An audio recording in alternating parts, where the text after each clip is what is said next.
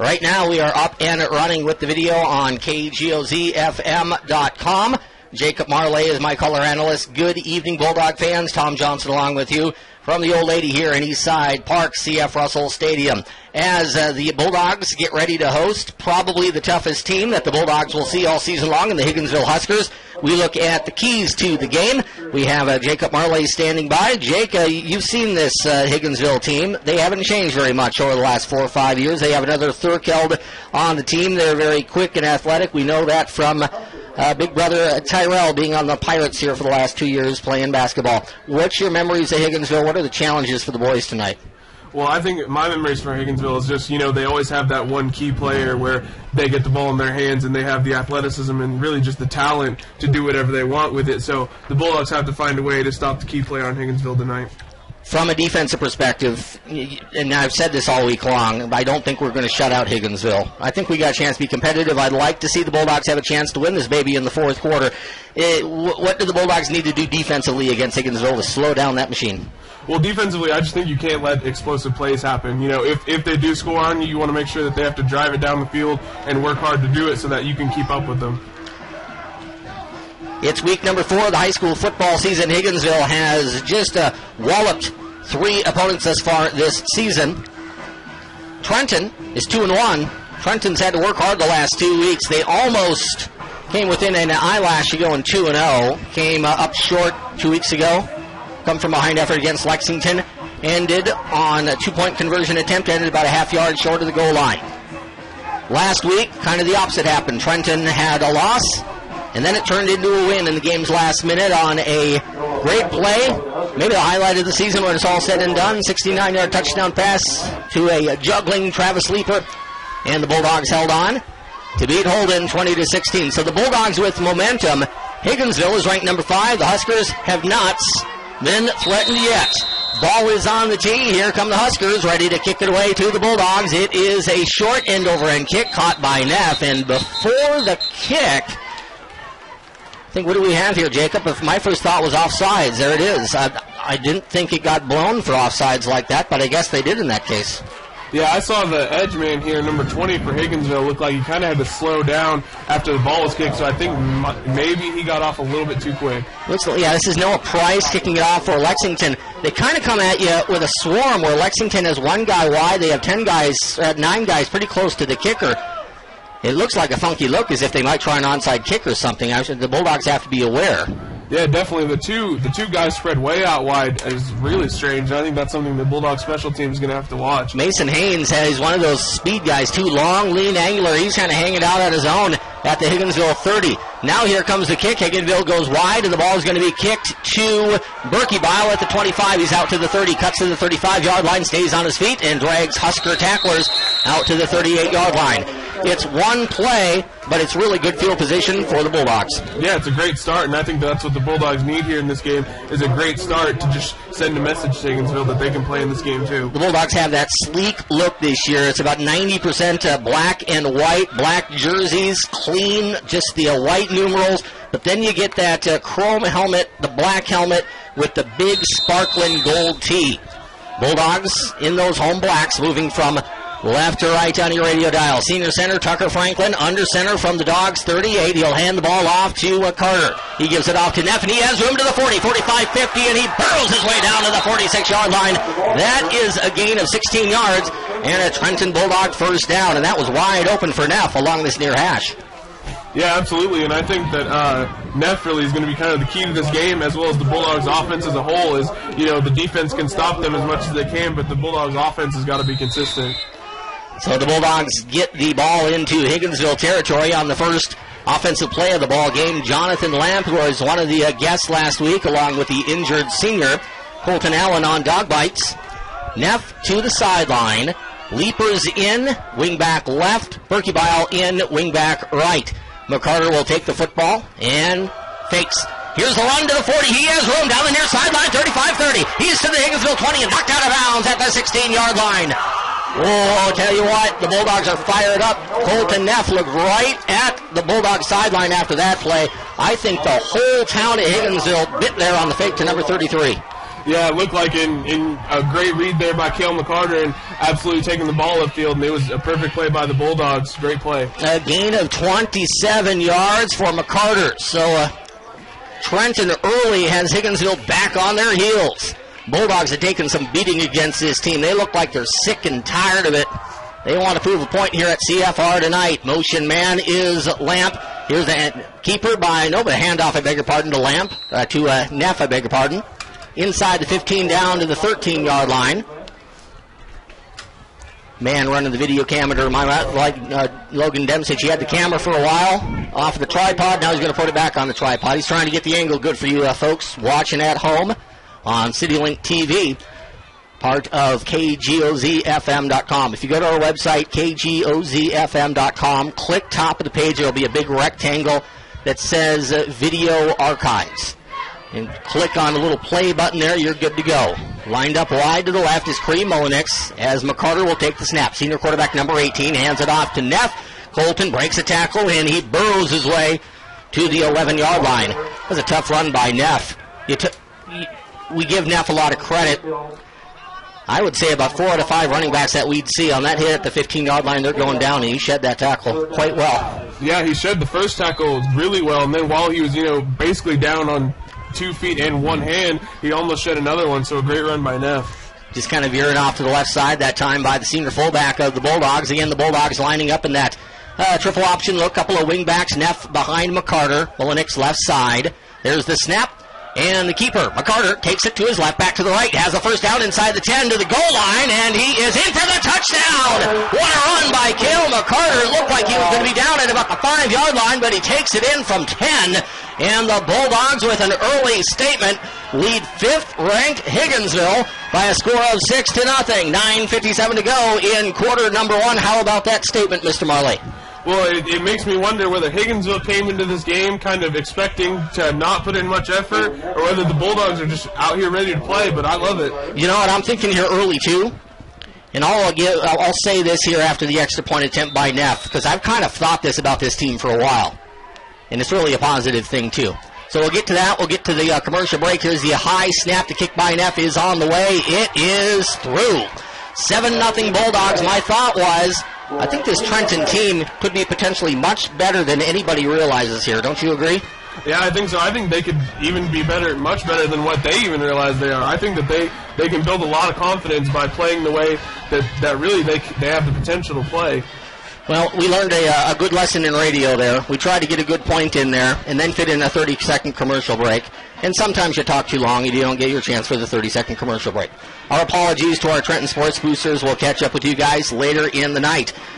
7-0. It's very early. We still need to see how our defense goes against this very explosive Higginsville offense. But the confidence of this team looks like it's through the roof right now. Yeah, I think so, especially, after that huge first drive, because it wasn't like the first drive against Holden last week where, it was just ground and pound, a long drive up the middle. It was really big plays, which we haven't seen really from this offense. Here's what we know about this senior class, too, more so than some past senior classes. When these guys were in elementary school, junior high, JV, they won. They didn't win every game, but they were good. They won a lot of football games. I think not that they're figuring it out, but I think they're kind of remembering, hey, we can beat people. Yeah, absolutely. They came into high school as I was entering my junior year, and there was talk about them then about, hey, this group of kids, they're a good group of kids, so watch out for them. 7-0 Bulldogs. Ball on the tee for Colton Neff. He'll boom it away from the Dogs' 40-yard line. And here is the kick. Back deep return for the Huskers. Taking the football. And going to the 10, out to the 20-yard line, spun down at the 26-yard line is Malcolm Elmore.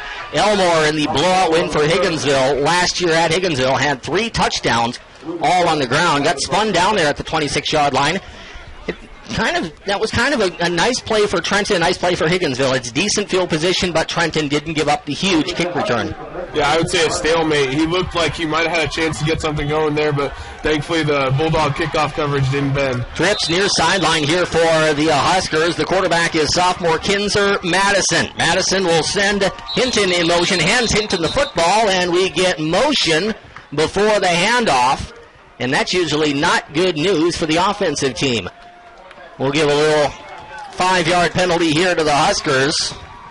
for illegal motion. So already we've seen Trenton run down the field against Higginsville.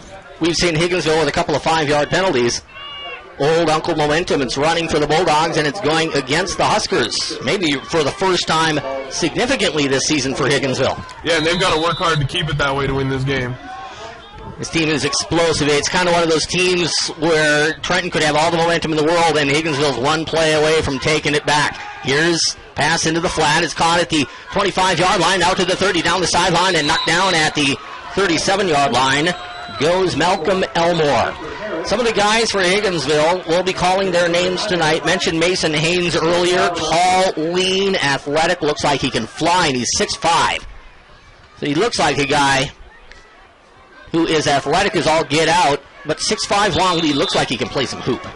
Yeah, Number 8. Yeah, 6'5" is elite height, even in college and professional football. Kinzer Madison, 175-pound sophomore. He bobbles a snap. Now he has room going up the middle, and it closed quickly. That stout Bulldog front able to shut down Madison as he poked the ball just across the 40-yard line.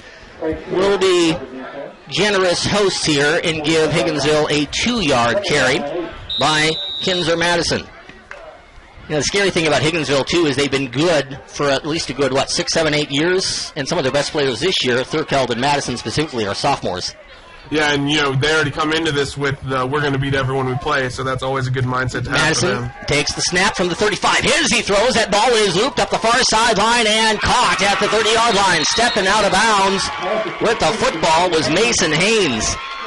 That looked good for Trenton because Trenton was able to get immediate pressure on Madison, but Madison threw it up there, and Haynes made a great play on the football for Higginsville.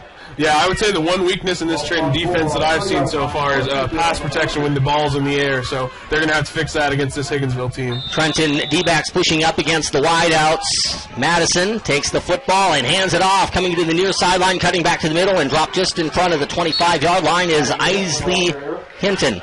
It's a tough matchup for Trenton, too, because Trenton's kind of that small school, old school defense. Hit you in the mouth, play your seams, make tackles, get people off the field.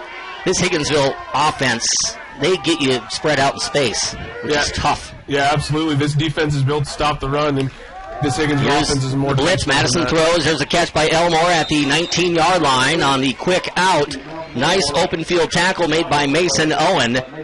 That was first down catch of 11 yards. That was a collegiate type catch. That was not a great throw, and Malcolm Elmore, the talented senior for Higginsville, he just went up and snatched that out of the air with 2 hands. Yeah, those are the receivers you're going to have in a college throwing game here, high school throwing game.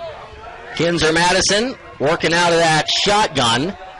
Kind of like that pistol that Chase Daniel ran for Missouri for so many years. Now here's the roll out to the right, the throw, catch, and the tackle made at the 15-yard line. That's a good all-around football play, both sides. The catch made by Isley Hinton. Berkebile came up and hit him right in the kidneys, just inside the 15-yard line for a gain of 5. Yeah, that's how you have to play this Higginsville team, is whenever they get the ball in their hands, you got to get them on the ground early because they've got that explosiveness to break tackles and take it to the house. Twins to both sides here for Higginsville. They have a wide receiver, Jordan Turner, 210 pounds. He wears number 99. Number 99 sticks out as not a receiver number. Here's the fake, and then the tackle at the line of scrimmage. That didn't look real pretty for Higginsville. Madison faked it right side, didn't get the ball where it needed to go, came back left side. To me, just naked eye, Jacob, you might know more than I, it looked like that was a busted play potentially. Yeah, I think it was a little bit confusion on the quarterback's part as to where his running back was that he was handing off the ball, but he knew what to do with it whenever he was confused, but thankfully the Bulldogs defense knew what to do also. We'll see if the Bulldogs have the rubber band effect going here defensively. Stretch, but don't break. 3rd and 5 from the 14. Here comes a blitz by Molinik, stepping into the pocket and a throw into the flat. 10 and tackled from behind on a touchdown-saving tackle is the guy I just mentioned, Jordan Turner. Pretty good effort out there in the flat. Was that Shields? That was Shields. It was Shields. Got him by a fingernail. Not before a first down, however. 1st and goal for Higginsville from the 8. So for the time being, the Huskers still need to work to put 6 on the board. Elmore in motion. Madison, hand off, the ball's loose. That's what the Bulldogs are looking for, but Isley Hinton able to jump back on that football. And it's pretty clear, too, Higginsville is going to move the football against Trenton a little bit, but can Trenton get turnovers tonight?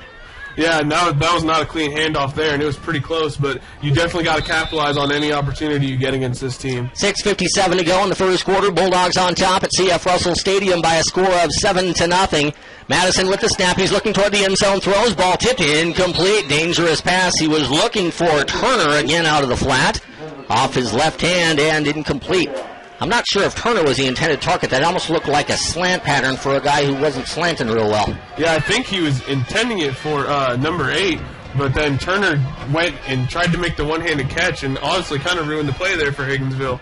Bulldogs are kind of standing up here against Higginsville the last few plays. Where have you seen the Bulldogs kind of figure out this offense a little bit? Well, I think that they've done a good job of taking away the run, which is a great first step. Madison from the pistol. He sends Elmore in motion to the right, and the ball comes back to the near side, to the 10, to the 8, tackled, spun, and down at the 7. On an open field tackle is Thurkeld. Staying with Thurkeld was Jaden Whitney. First time I've got to see Jaden play since the Jamboree. Number 61 does not play like a freshman. Absolutely not. And I got to watch him play week 1, and he absolutely lit it up in a way that I haven't seen many freshmen light it up on the field before. He stayed with a talented kid that time, and Elijah Thurkeld, and it's 4th down and goal Higginsville. A huge play midway through the first quarter for the Trenton defense. Trenton lines up in the 4-3. From the pistol, here's Madison. Motion man is Thurkeld. Madison rolls, throws to the 5, to the 4, touchdown, 2 broken tackles, and dancing into the end zone is Malcolm Elmore. Elmore had 3 touchdowns a year ago against Trenton, and that time, Bulldogs are going to be gnashing their teeth on that one, Jacob. 2 broken tackles. Bulldogs were just reaching out, trying to get number 20 to the turf.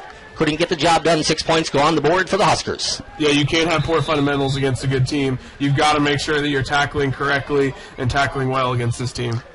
Higginsville is going to go for the extra point. Josh Gilkey, 160-pound senior, number 7, to do the kicking for the Huskers. Here's the snap. It's perfect. Kick is up.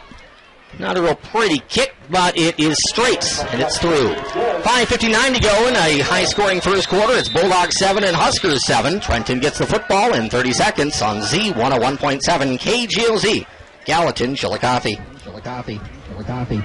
Missouri Farm Bureau Insurance, and we're for road trips. We're for covering as much ground as possible on 2, 4, or 18 wheels. We're for drop tops, T-tops, classics, cruisers, pickup trucks, and dump trucks. We're for displaying Missouri plates like medals and pride.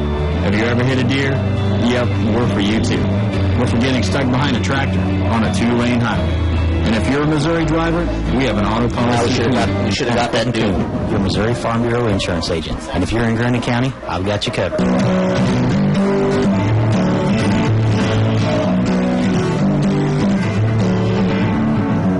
It's the black and gold on Friday Night Football. This is junior Jalen F. of the THS Cheer Squad. It's the Trenton Bulldogs on Hot Country Z101.7. Jalen also a member of the softball team that is 8-1. They are off this weekend. We will follow them Tuesday down to Lathrop.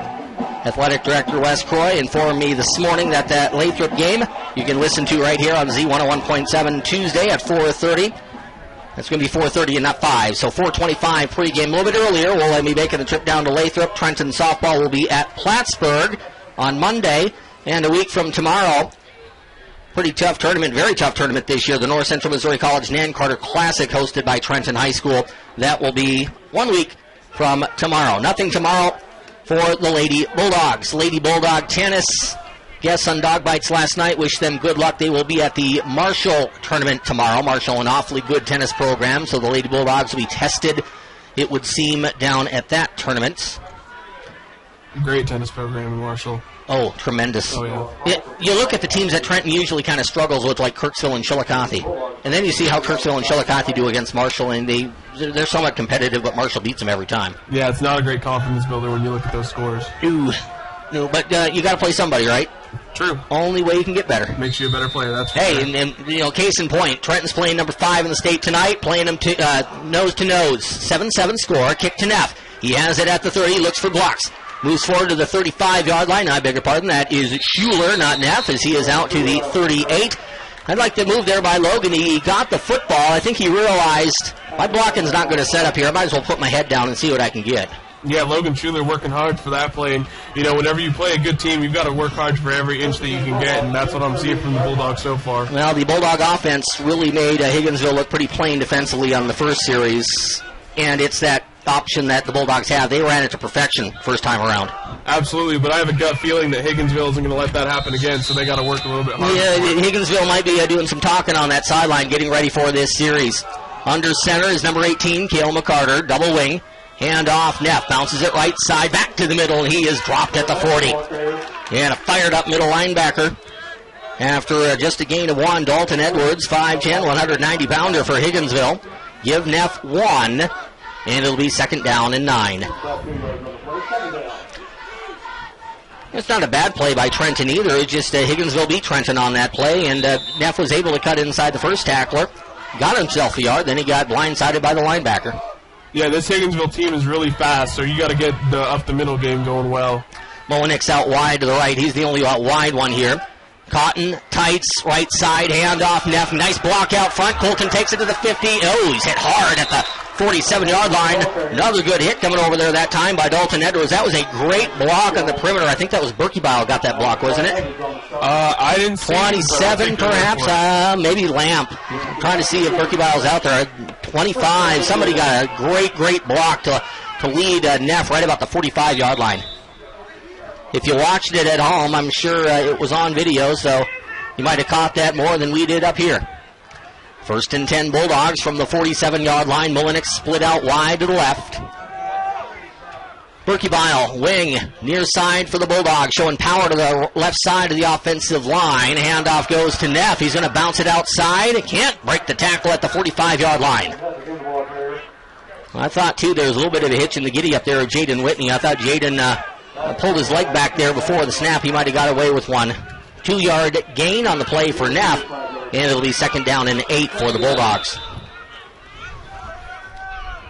Clearly here, the Bulldogs early through 3.5 games are giving the ball to Colton Neff a lot. Late, it seems like when they sense the defense is, they're watching Neff and McCarter a little much, that's when we'll see Lamp and Leaper a little bit more. Yeah, absolutely. I think that's the game plan. Second and 8, motion man is Leaper. Here's the keeper by McCarter. He fumbled it, got on that football. Fortunate bounce for Trenton as McCarter is swallowed up at the line of scrimmage. Cale got up limping. He's holding his left knee as he'll go back into the huddle. I don't think it's anything serious for Cale. I think he got brought down after he was kind of in an awkward position having to pick up the football.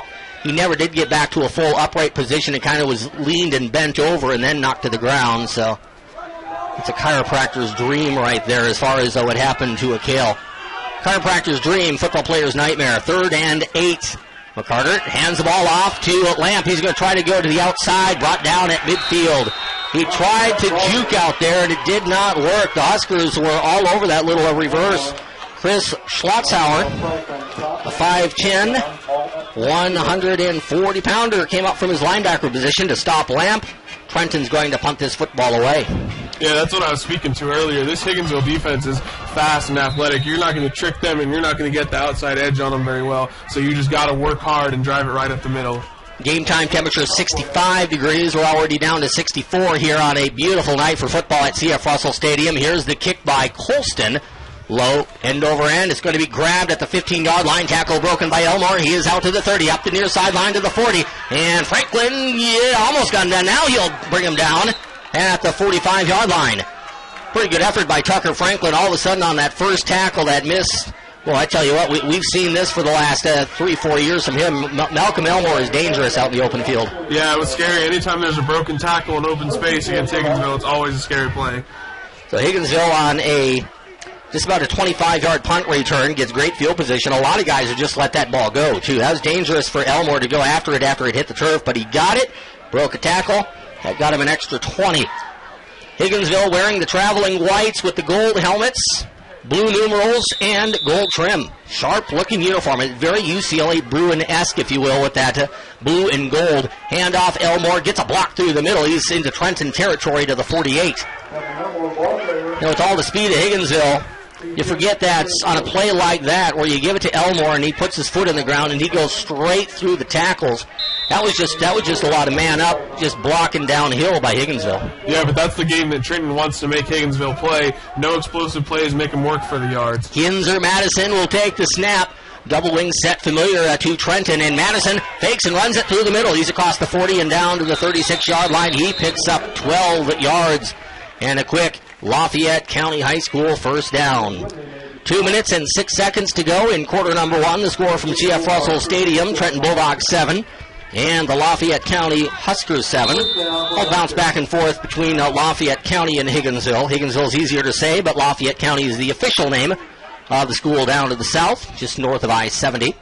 First and 10 from the Bulldog 36-yard line. 7-7 your score from C.F. Russell. Madison hands it off through the middle at the 36-yard line. Brought down is Isley Hinton. Tackle made by Trey Shields. You feel like the Bulldog defense is not doing too badly, but they just can't get Higginsville off the field thus far. Right, and I mean, honestly, Higginsville is probably going to score on us, but I think this is what you want. You want them to keep the offense contained and then let our offense go to work and keep it close. Well, look at how close Trenton was to stopping Higginsville. It was a 4th and goal from the 8 where Higginsville broke 2 tackles to get to the end zone. You make those tackles if you're Trenton at 7-0 right now. Absolutely, and that was just poor fundamentals there. 5-man front for Trenton. Madison takes the snap. Here comes the pressure. Wide open throw at the 35 as he reached up for the ball. Elijah Thurkeld had the ghost of C.F. Russell Stadium. They came up and grabbed his ankles. He went right to the turf. Really fortunate break there for the black and gold. Yeah, and even more fortunate break was I saw number 8 wide open down the field against Travis Leeper, and I was nervous that they were going to get him the ball again. Mason Haynes, that 6'5" frame. He comes open again. Coach Steve Cook along that sideline. You'll see that. Tell the sophomore quarterback, chuck it down the field. Trips near sideline. Twins far. Pass into the flat. Caught at the 35-yard line. Broken tackle up to the 30, the 25 to the 20, and Elmore's going to score again. He is into the end zone. Touchdown, Lafayette County. Just a throw into the flat, and it was very similar. It was a different distance going to the end zone, but it was similar in that it's a throw into the flat, and just one broken tackle. Poof, gone. Touchdown. That's very similar to what we saw in the 4th and goal play from the 8. Well, yeah, that's one of those plays where just the athleticism of Higginsville just took over, and, you know, there's not a lot you can do about that when you're Trenton. What'd you have there, about 32 yards on that catch and run? Yeah, I'd say so. It was in that area. So Gilkey is on for the extra point. Huskers lead for the first time tonight, 13-7. High snap. Kick on the way, and the kick is no good. Wide left, 1:05 to go. First quarter, it's Higginsville 13, Trenton 7. The Bulldogs get the football in 30 seconds on Z101.7.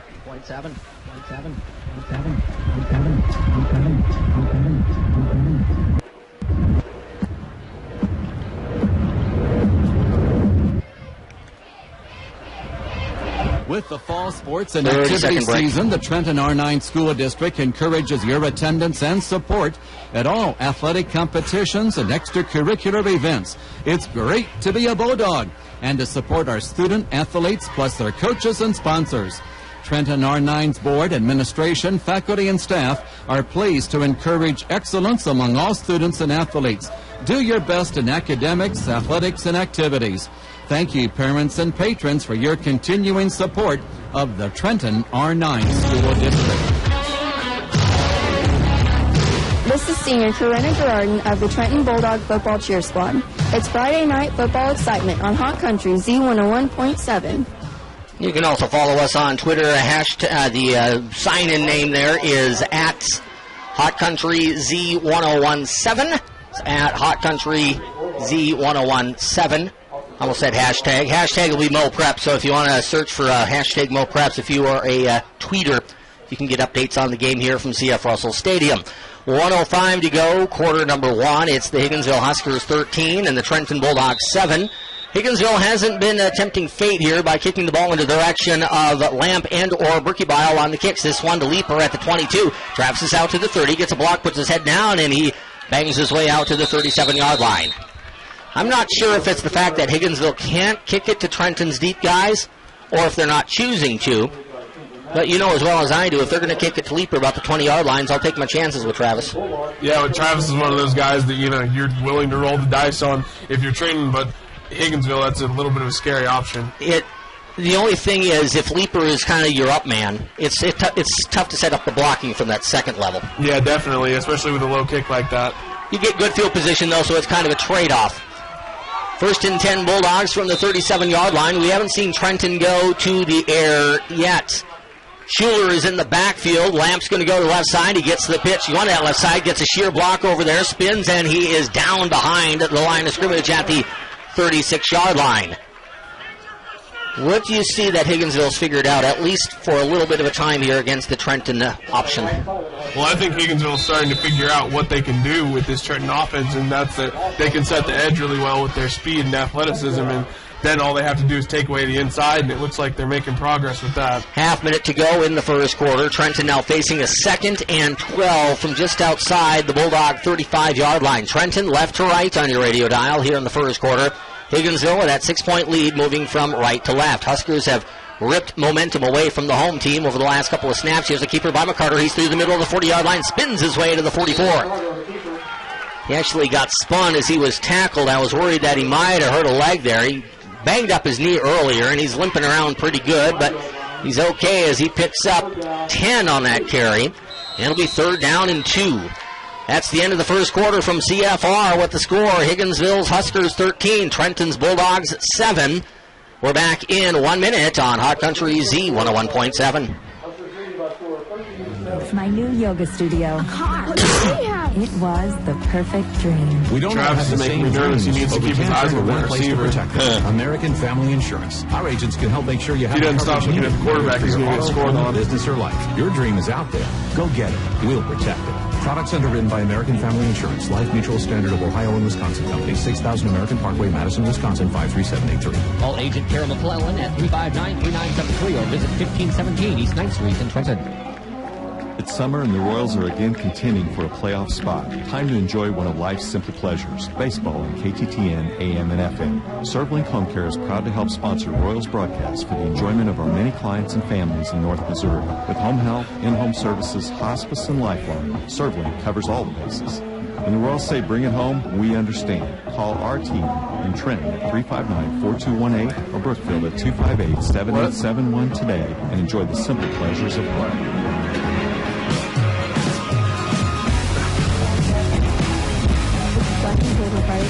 This is sophomore Abby Schuler of the THS Cheer Squad. It's the Trenton Bulldogs on Hot Country Z 101.7. Certainly wasn't a terrible first quarter for Trenton. It's kind of what we've seen from this Bulldog team throughout the whole season here, Jacob, where Trenton will have momentum for a time, then they lose it. What Trenton struggled with the last 2 weeks is when Trenton doesn't have momentum, it seems like it's been very, very hard to get it back, and that's going to even be more so against this Higginsville team. So Trenton needs a turnover, big play offensively. Trenton needs something to get this crowd back into it. Yeah, and against the other opponents that Trenton has faced this season, it was kind of a disappointment with early success and then a loss of momentum. Here, I think it's good that we've had the momentum at all in the beginning part of this game. I can't remember all the games of the last 6-7 we played against Higginsville, but we haven't had many leads. No, not at all. And we had a lead at 7-0. Let's see if we can get it back 14-13. That sounds pretty good. Rolling out to his right is McCarter. He's going to throw the home run pass. Open is Mullenix. Catch at the 30, 20, 15, 10, 5, 6 points on the board for the Bulldogs. Mullenix got behind the secondary. Caleb Roberts was burned out there. Mullenix takes it all the way in from 55 yards away, and we're knotted up at 13. 9 seconds into the second quarter. I'd say the crowd is back into it, guys. Yeah, I'd say so. That's what Trenton needed right there. Big play to Mullenix. Mullenix had to wait for that ball to get there. He was way behind that free safety. Yeah, free safety did, honestly, just an awful job. And, he's probably going to hear an earful from his coach when he gets back to the sideline. 9 seconds into the second quarter. This baby is tied at 13. Trenton trying to knock off number 5 in the state tonight in the Huskers from Lafayette County. Ugly looking extra point right off the corner of the toe of Colton Neff. Looked like a bad golf shot. It was low, it was wide, it was right, and we'll stay knotted at 13. 11:51 to go in the second quarter. We have the kick in 30 seconds on Z101.7.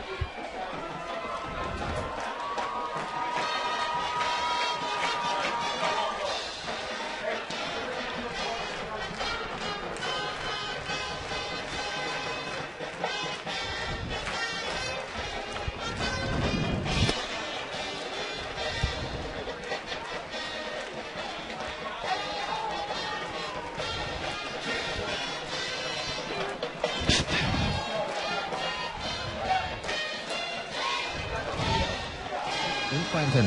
Larry Pinnell is certified in the shop on the FFM, part of the Affordable Care Act.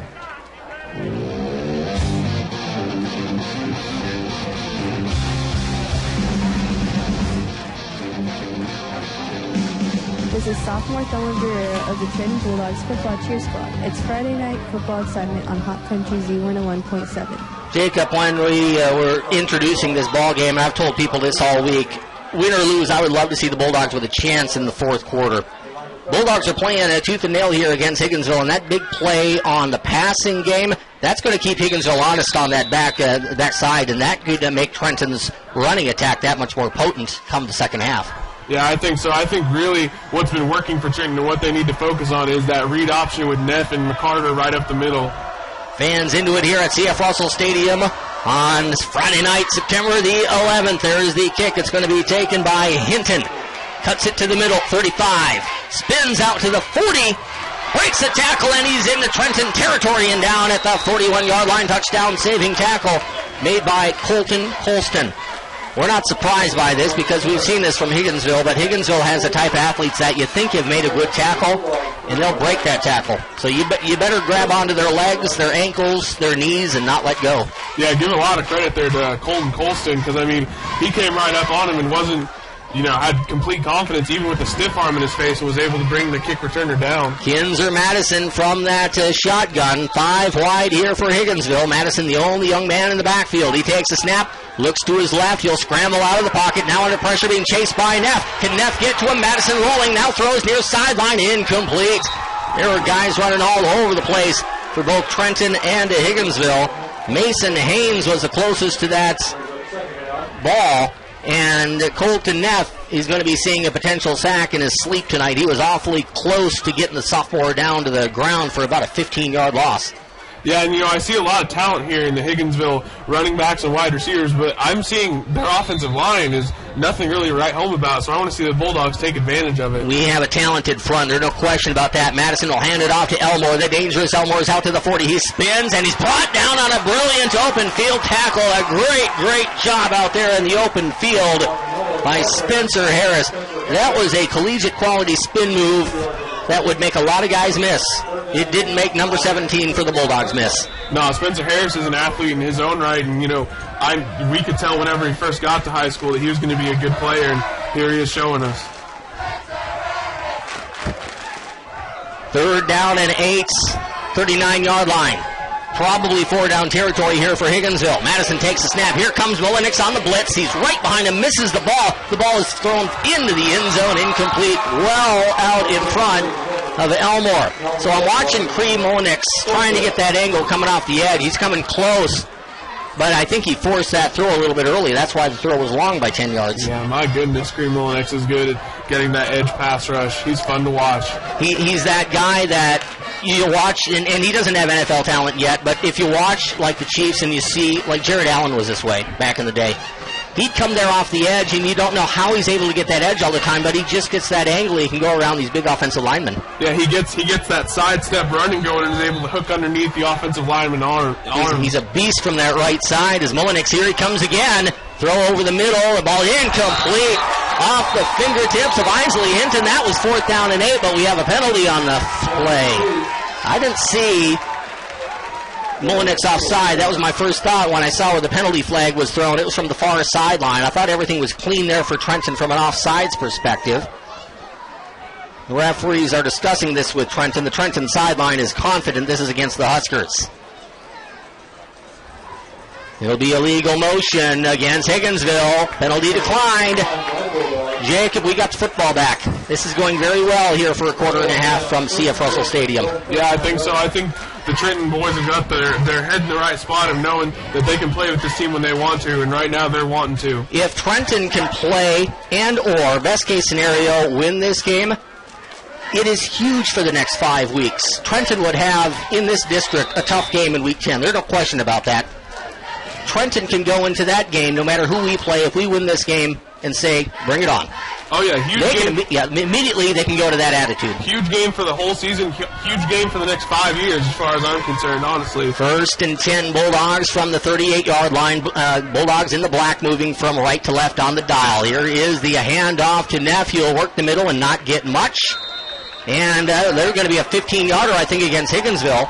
I think saw a Bulldog big man take a spill. Justin Martin, I think he got a two-hander right in the back, and that might have been enough after the play to get 15. Yeah, there's definitely some extra activity in the pile. A block in the back anyway. That wasn't the personal foul. I think that's a 10-yarder against Higginsville. How much does this factor in? I think it's factoring in big time right now. Higginsville is in their first real dogfight, pardon the pun, of the season. They've blown out 3 teams. It doesn't look like, penalty-wise, Higginsville's kind of in an uncomfortable position here. Absolutely, and I think it plays a huge part, and you can see it after plays, some extracurricular activity where Higginsville came into this game knowing how good of a football team they were and thinking that they were going to run over us, and now we're pushing back and they don't really like it. Now, we're not going to see Air Trenton or anything, but Trenton does have threats out going wide here. Twins to the near sideline. Leaper in the slot. Neff lined up behind McCarter. McCarter keeps it going left side. He's going to be brought down behind the line of scrimmage. To me, too, that looked like a really well-run play by Higginsville's defense. Higginsville had Neff covered, so McCarter keeps the football. I think that's what Cale should have done, and he was immediately covered by Jordan Turner. So if you have both guys covered on the option there, there's not a whole lot you can do if you're the Bulldogs. Yeah, really, more than anything, it was Jordan Turner who made a great play and just got off his block and saw who had the ball and made a great play in the backfield. We are down to 10 minutes to go in the second quarter from C.F. Russell Stadium. Dynamite ball game thus far. It's been back and forth. Trenton momentum early. Higginsville took it back in the first quarter. Trenton scores on the first play of the second quarter. It's 13-13. McCarter, handoff. Neff bounces it left side into Husker territory down to the 47-yard line. That'll be an effective gain of 5, but it might be coming back. Penalty flag, far sideline in front of the Higginsville bench at the Bulldogs 47-yard line. Bulldogs, I don't think, have been penalized.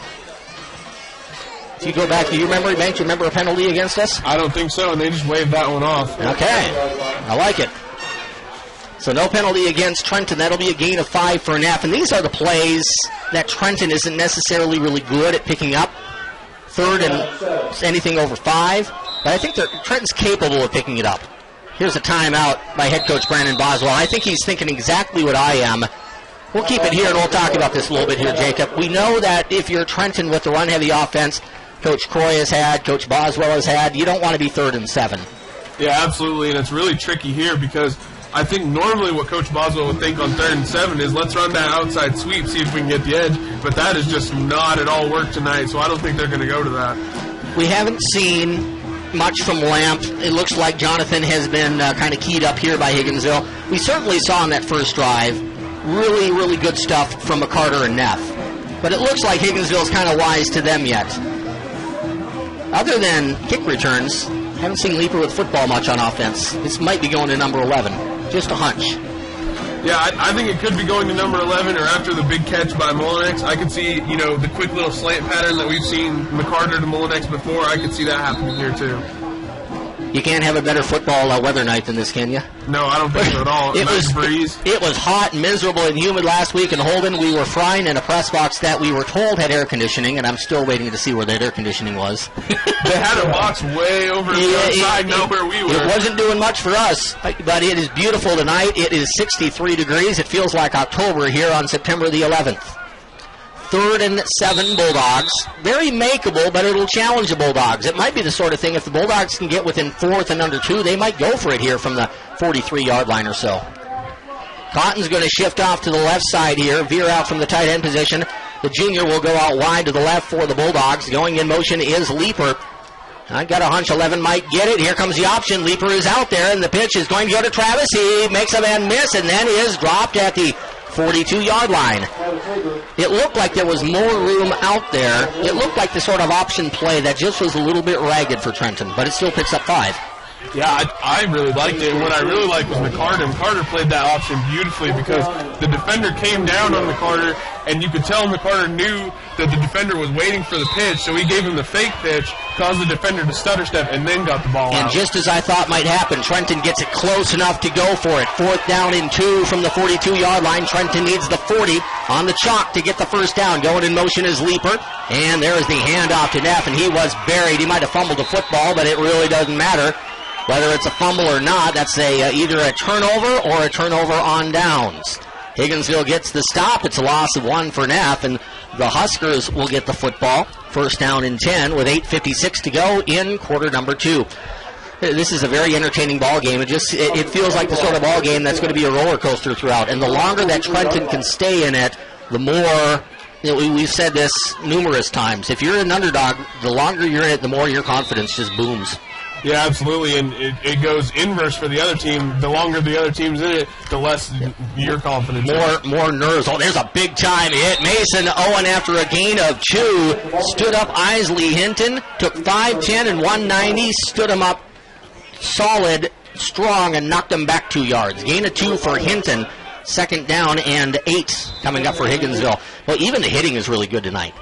Yeah, the defense is lighting people up out there, and that's exactly what you have to do against a really confident, athletic, and strong team like this. Mason Haynes is going to line up wide to the right, and he'll be guarded by Leeper. One-on-one, some pressure on Travis going against that big, tall, angular athlete. Here is the keeper by Madison, breaks a tackle. He's into the Trenton secondary to the 40-yard line. Bang down there.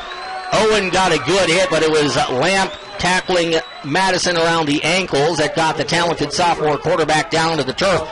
37-yard line. That's quite frankly, it's a nice play by Madison, but it's another tackle that the Bulldogs need to make to prevent that from being a 20-yard gain instead of 5. Yeah, no big plays. We've been talking about it all night. The defense cannot allow big plays if they want to win this game. Madison from the gun, Hinton behind. Elmore goes in motion. Here is the keeper by Madison, has room to the 40-yard line, spins down to the Bulldog 36. Gain of 6. Trenton rallying to the football well that time as Harris came up and Shields came up to make the tackle. It'll be 2nd down and a short 5 to go for Higginsville from the Bulldog 31. Now 7:48 to go in the first half. Trenton and Higginsville tied at 13. Sophomore quarterback Kinzer Madison, Hinton behind. Now the motion man and a penalty. Motion man coming into the direction of the quarterback from left to right was Elmore. We get another, I think it's about the 3rd or 4th illegal motion penalty of the night against Higginsville. Those aren't huge penalties against Higginsville, but they're annoyances for Coach Cook. He's enough of a disciplinarian sort of coach that he's not going to be happy with those little 5-yarders.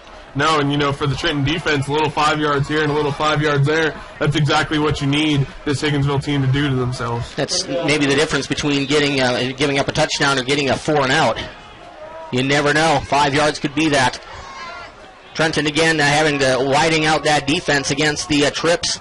Going left side here for Higginsville. Madison takes the snap. Here comes the blitz and the throw incomplete. Every time Madison looks up, and we haven't seen him get to Madison for a sack yet, but Madison keeps seeing Trenton's number 10, Cree Mullenix, in his face. Yeah, the offensive tackle, no matter where Cree lines up, there's no chance. He's not even.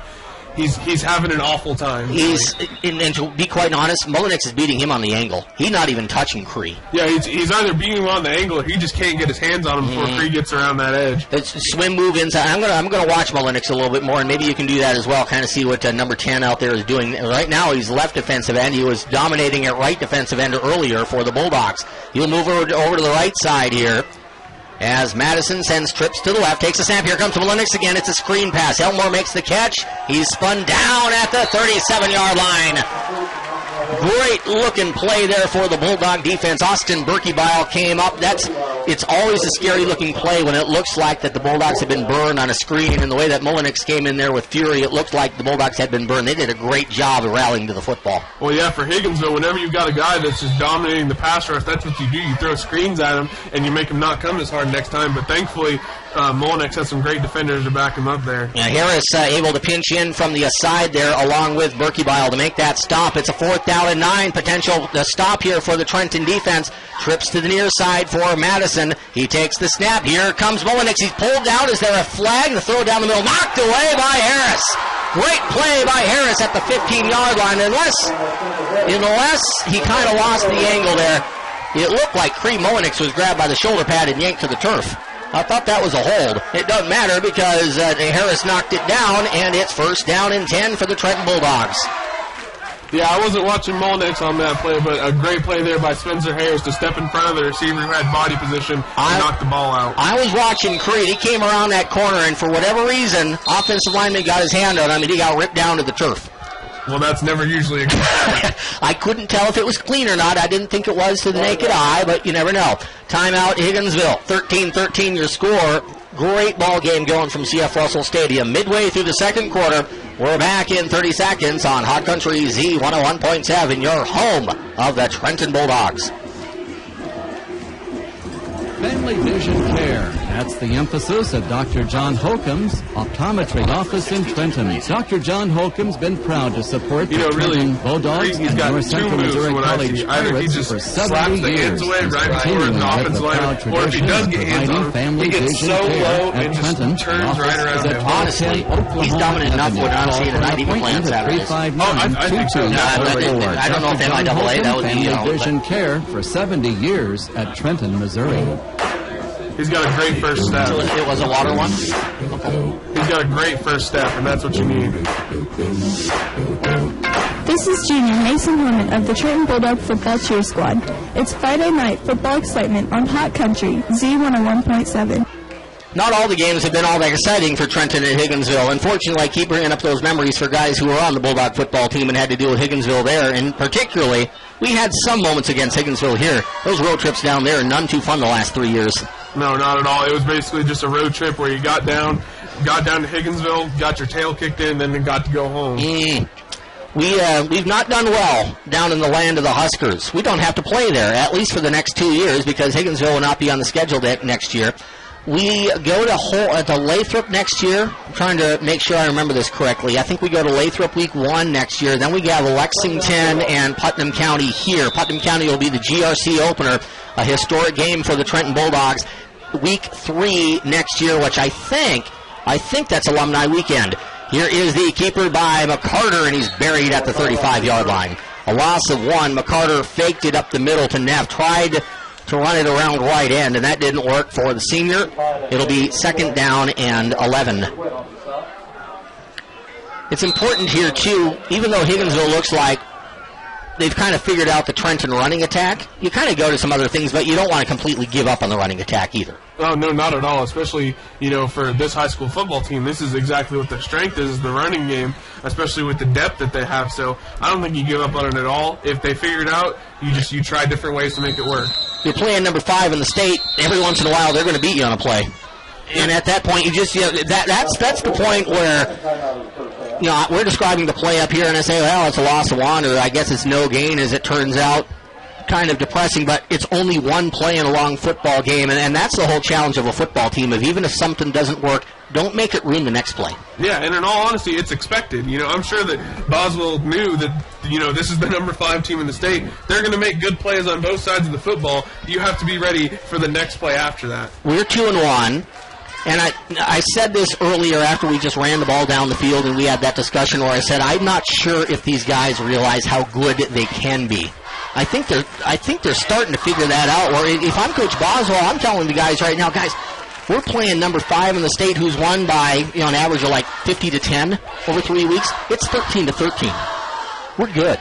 Yeah, I think he's been building that up all week long for these guys. Yeah, I completely agree with you. But the way Coach Boswell talks, it seems like these kids, especially these seniors, don't need to be told that. They know that this is the number 5 team in the state. They know how big of a game this is, and they've stepped up and played really well. Yeah, to me, it looks like we're playing with a little chip on the shoulder too. Like maybe they're sick and tired of hearing, "Boy, I hope we play with Higginsville." I think we're sick of Higginsville. Let's smack them in the mouth tonight. Yeah, more like we're sick and tired of hearing, okay, well, this is the one game that we're going to get. Right, exactly.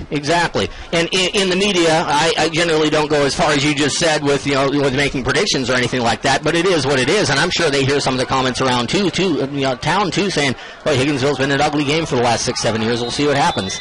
Well, it's 13-13, and it's 2nd down and 10 for the Bulldogs from the 36-yard line. McCarter has Leaper out left side. He ran into his running back. That was not pretty. Fortunately, no fumble. On the first play of the jamboree, McCarter tried to hand the ball off to Neff. I think he put it right off of Colton Neff's shoulder pad, and they kind of banged into each other. It was ugly. Same thing just happened there. McCarter, you do what you do. If the play's busted, take a knee. try it again. 3rd and 13 coming up for the Bulldogs. Yeah, and that was a really risky play for it to be busted because we saw the Higginsville linebackers had timed the blitz perfectly. Thankfully, the Bulldogs' offensive line picked it up really well and didn't let that busted play turn into a turnover. Offensive line doing work tonight, too. They've generally been beaten the last few plays by this talented Higginsville front, but definitely holding their own for the most part. Here is a keeper in the backfield, and that's going to go nowhere for Mr. McCarter. That was not the prettiest series of downs that the Trenton Bulldogs will have all season long. Thurkeld was in there to make the tackle along with one of the big boys up front for Higginsville. And when I say big boy, I mean it, number 75, who fills out a uniform well. 6'2", 290-pound D-tackle, Jacob Herrera. Who's the biggest guy you remember going against? That's tough. But, you know, the biggest guys aren't necessarily the guys you worry about. It's the strongest guys. True. There's a great-looking kick. It's going to be caught by Elmore. He makes Mullenix miss at the 35-yard line, gets a block down the sideline to the 50 into Bulldog territory. He's going to be brought down at the 41-yard line. So it's Elmore off of a really nice kick. It might have been an example there. The punt was great. I think it outkicked the coverage a little bit because it's an awfully difficult thing to tell Cleve Mullenix go down there, bring down Elmore in the open field after a kick of about 45 yards. Yeah, when you're the punter, it's hard to get, from I have to kick the ball as far as I can to now I have to go make the tackle. It's a little bit tricky to switch those gears, but Mullenix does it really well. So we have Trenton hasn't given up the big play special teams yet as far as a touchdown, but Higginsville has been successful on those plays. There's a run up the middle by Hinton. He's into the secondary and across the 30 down to the 27-yard line. That picks up a quick 15. On punts and kicks, if I'm Trenton, I might try to angle it away from Elmore. You might give up 10 yards, but there's not the return opportunity at that point either. Yeah, honestly, with punts, obviously not with kicks because you get a flag. I would say with punts, try and kick it out of bounds if you can, just to take away that extra risk. A little bit more dangerous at the high school level because if you kick it out of bounds or you try to kick it out of bounds, you might shank it. Then you got a 35-yard kick goes out of bounds, all of a sudden it's a 5-yard kick, and it's disaster. Yeah, but it just depends on how good your punter is. Yeah, exactly. How much faith do you got in the guy booting the football? At the end of that tackle, Isley Hinton might have had something break on his helmet. Number 4 for Higginsville is out there. He looks like he's trying to brush some grass off of the side of the helmet, has the helmet back on. We had a timeout on the field as Isley is trying to fix things, and now we're good to go. 4:09 to go in the second quarter. Trenton 13, Higginsville 13. Hand off Hinton, and as the ball went to Isley, we get a flag. Flag on the play. I'm going to guess that's another 5-yarder against the Huskers. Well, that's at least 4, maybe 5 penalties.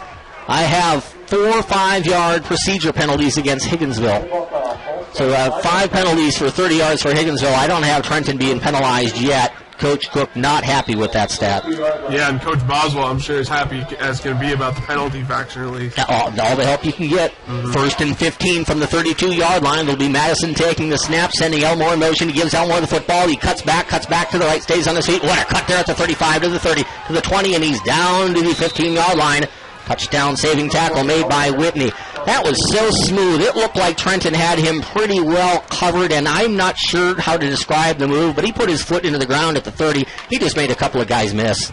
Yeah, I think the problem was the tacklers that were there for Trenton all had a blocker on him, and, they had to go down low to his legs, and he had those powerful legs that just kept on moving. Madison will take the football here at the 15-yard line after the snap, which comes from the 10. Madison runs the option, gets it out wide to hit, and that ball is loose in the backfield. Madison, it gets kicked away. Bulldogs might get this one. Ball loose, and diving on the football smartly is Trey Shields.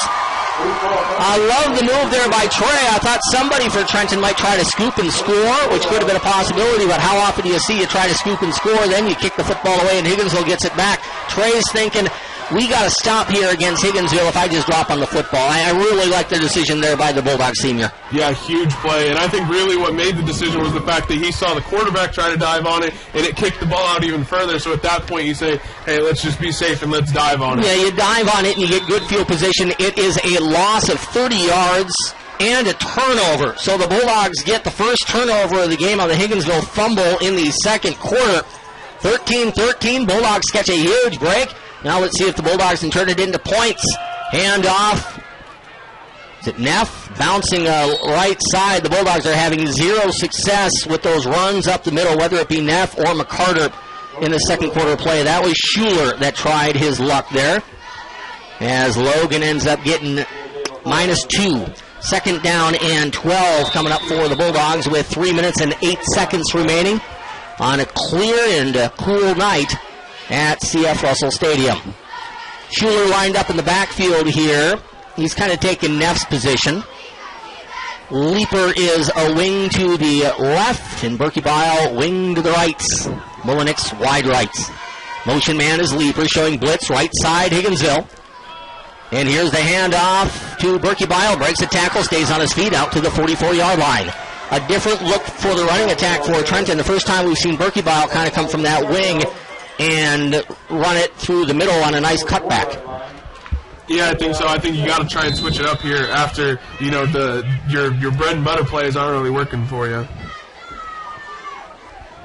Berkey Bile is going to come out of the ball game after a very effective run of 7 yards. He'll be replaced by Lamp. Haven't seen Lamp get that big run yet, and I don't know if it's a great matchup for Lamp because Lamp usually can run around people with his speed. You can't really do that against Higginsville. No, they match his speed. Nope. 3rd and 6 Bulldogs. Rolling out to his left under pressure is McCarter. Throws ball into the flat. Oh, just wide of Leeper, who was open. It's a tough throw, though, and I mentioned this a lot. When you're a right-handed quarterback rolling to your left, really, really tough to hit your receiver. That was an easier type throw because it wasn't McCarter throwing against his body, but he was trying to get it out there and just missed Leeper at about the 48-yard line. Yeah, McCarter seems to struggle a little bit on throwing on the run, which makes me wonder why they go to the rollout there. But, you know, Boswell knows what he's doing. So. Well, I'll say this, too. Leeper was open. True. Yeah, that goes on Kale, and he'll be the first to tell you I missed him. So he was open. The play was there. It just wasn't made by the Bulldogs. Here is the kick by Colston. That one is low, end over end. It's going to bounce to Elmore. Trenton's going to have to get him down, and they do at the 20. Nice open field tackle for the Bulldogs. Lucas Clark, number 46, reserve fullback, defensive back for the Bulldogs. Every time that Elmore picks up that football on a punt return, you kind of get nervous, don't you? Yeah, I think so. And he's shown some pretty good returns here yet. He hasn't taken one all the way yet, but you do have those nerves. 1:50 to go in the second quarter. See if Trenton can get to the locker room tied. Maybe. If Trenton get a turnover, something like that. It's not as if Trenton couldn't have the lead, but right now Trenton's trying to stop Higginsville from taking a late first half lead. 13-13 the score. 110 seconds left to go until the half. Here's the quarterback keeper by Madison. Huge room up the middle. He's to the 45-yard line. Cuts into Trenton territory. Knocked down from behind at the Bulldog 45. The Bulldog defense reacted there as if there's a chop block against Higginsville. That'll be the 15-yarder. Oh, there's the flag. I didn't even see the flag until I saw the referee give the chop block. You're probably aware of what the chop block is, too. That's when a guy is engaged and you have another guy who comes in from usually the side and hits low. Dangerous play, and it was outlawed about 10, 15 years ago. Yes, I am very aware. That's one of the dirtiest plays you can run in football is the chop block. Maybe not dirty per se, but it's also a dangerous play, and that's why they outlawed it.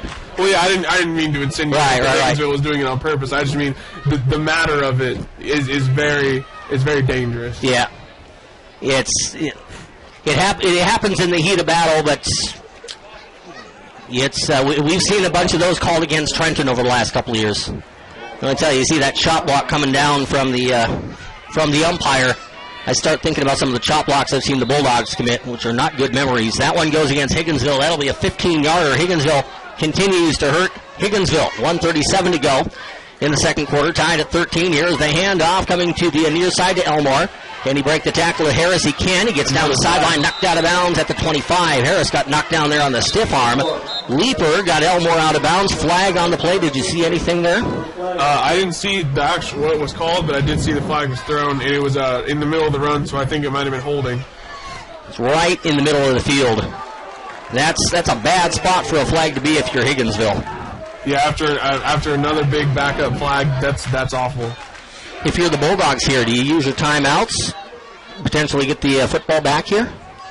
That's kind of a tough call because of how deep they are in the field. And it's still only first down. Yeah, I would normally say no, but considering they're on the 17-yard line, it's a little bit questionable. Here's our question here, too. Let's take a look at this. It's a good question to have. Well, Trenton only has one more timeout.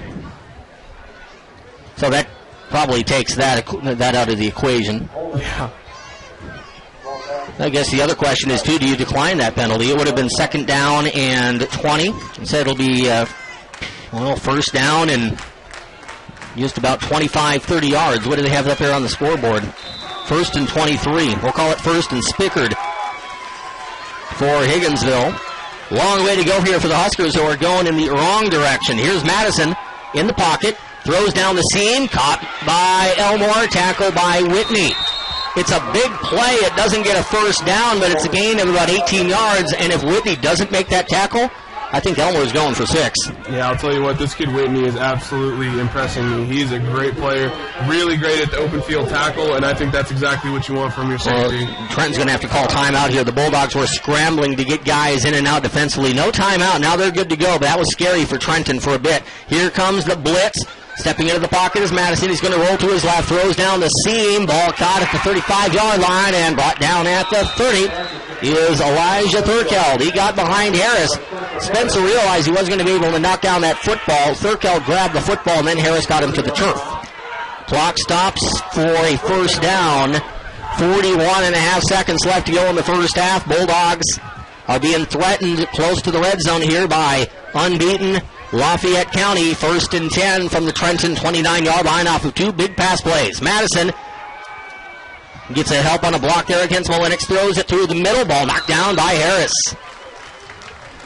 That ball was intended for Jordan Turner. I think what we're also seeing here, too, a little bit, and I think we know this, but it's kind of good to know, Higginsville's human. We got a lot of respect for Higginsville. They're ranked 5th. They're 3-0 and all those things. But when you put a little bit of pressure on this sophomore quarterback, he's been missing some guys tonight. Yeah, definitely. And, even more human, I would say, is their offensive line. Is we've seen not only a lot of penalties from them, but, they've just got plain beat by this Trenton defensive line a lot of plays. That last play, the Husker offensive line put a double team on Molinix. Single team him here as the handoff goes to Thurkeld. He'll go down the far sideline to the 15 to the 10. He's spun down at the 7. The Bulldogs were really fooled there on that reverse. It's a 22-yard gain for Elijah Thurkeld, and inside the 10-yard line now, it'll be 1st and goal for the Higginsville Huskers. Higginsville could really turn this into momentum because Higginsville will get the football, I believe. Well, I'm not so sure of that. Have to double-check and see who gets the football to start the second half. I think it's Higginsville because didn't we take the opening kick of the ball game right down for a touchdown? Yeah, we did. That's exactly what happened. Yeah, so Higginsville could score late in the second quarter, potentially score early in the third quarter. That's what Trenton needs to avoid. That could be very dangerous to the Bulldogs' psyche. 19 seconds to go in the second quarter. It's Trenton 13, Higginsville 13. It is 1st and goal, Higginsville from the 9. We're back in half a minute on KGOZ.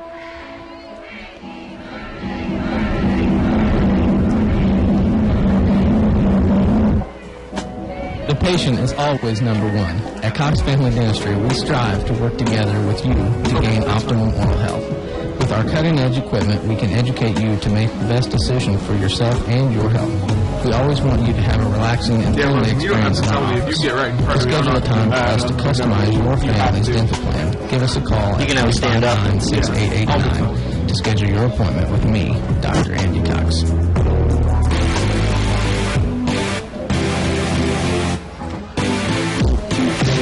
It's the black and gold on Friday Night Football. This is junior Carly Crawford of the THS Cheer Squad. It's the Trenton Bulldogs on Hot Country Z101.7. Welcome back to CF Russell Stadium. The Bulldogs have no timeouts left.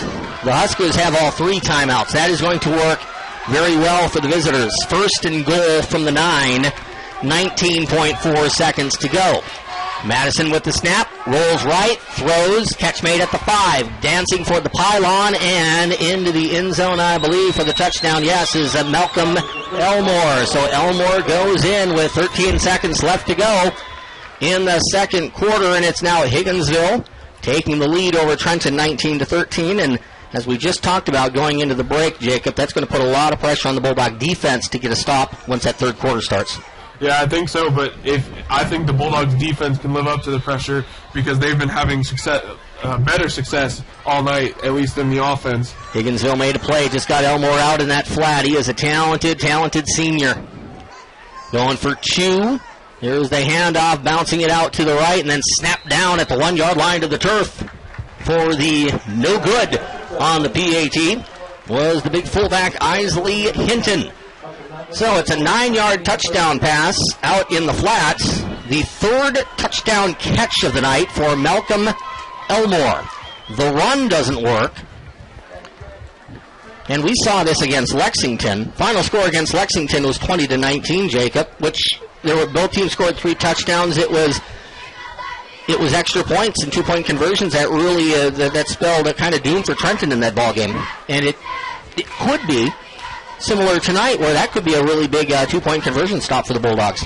Yeah, it really could be, especially if the Trenton PAT team struggled like they did on the last one to get the ball through the uprights. There's not a whole lot that Trenton could do here unless the Bulldogs get a big return on special teams. Well, I got to think Higginsville is going to squib this. You know what I could see with 13 seconds left, Tom? A slant to leaper. You think Higginsville seen that on tape? I think so, but I mean, there's not a lot of ways to stop it. That was beautiful. Yeah, you said that so just a deadpan, too. A great job, slant to leaper. We'll see.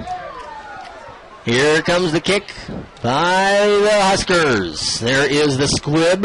It's going to roll and hop and be picked up at the 15.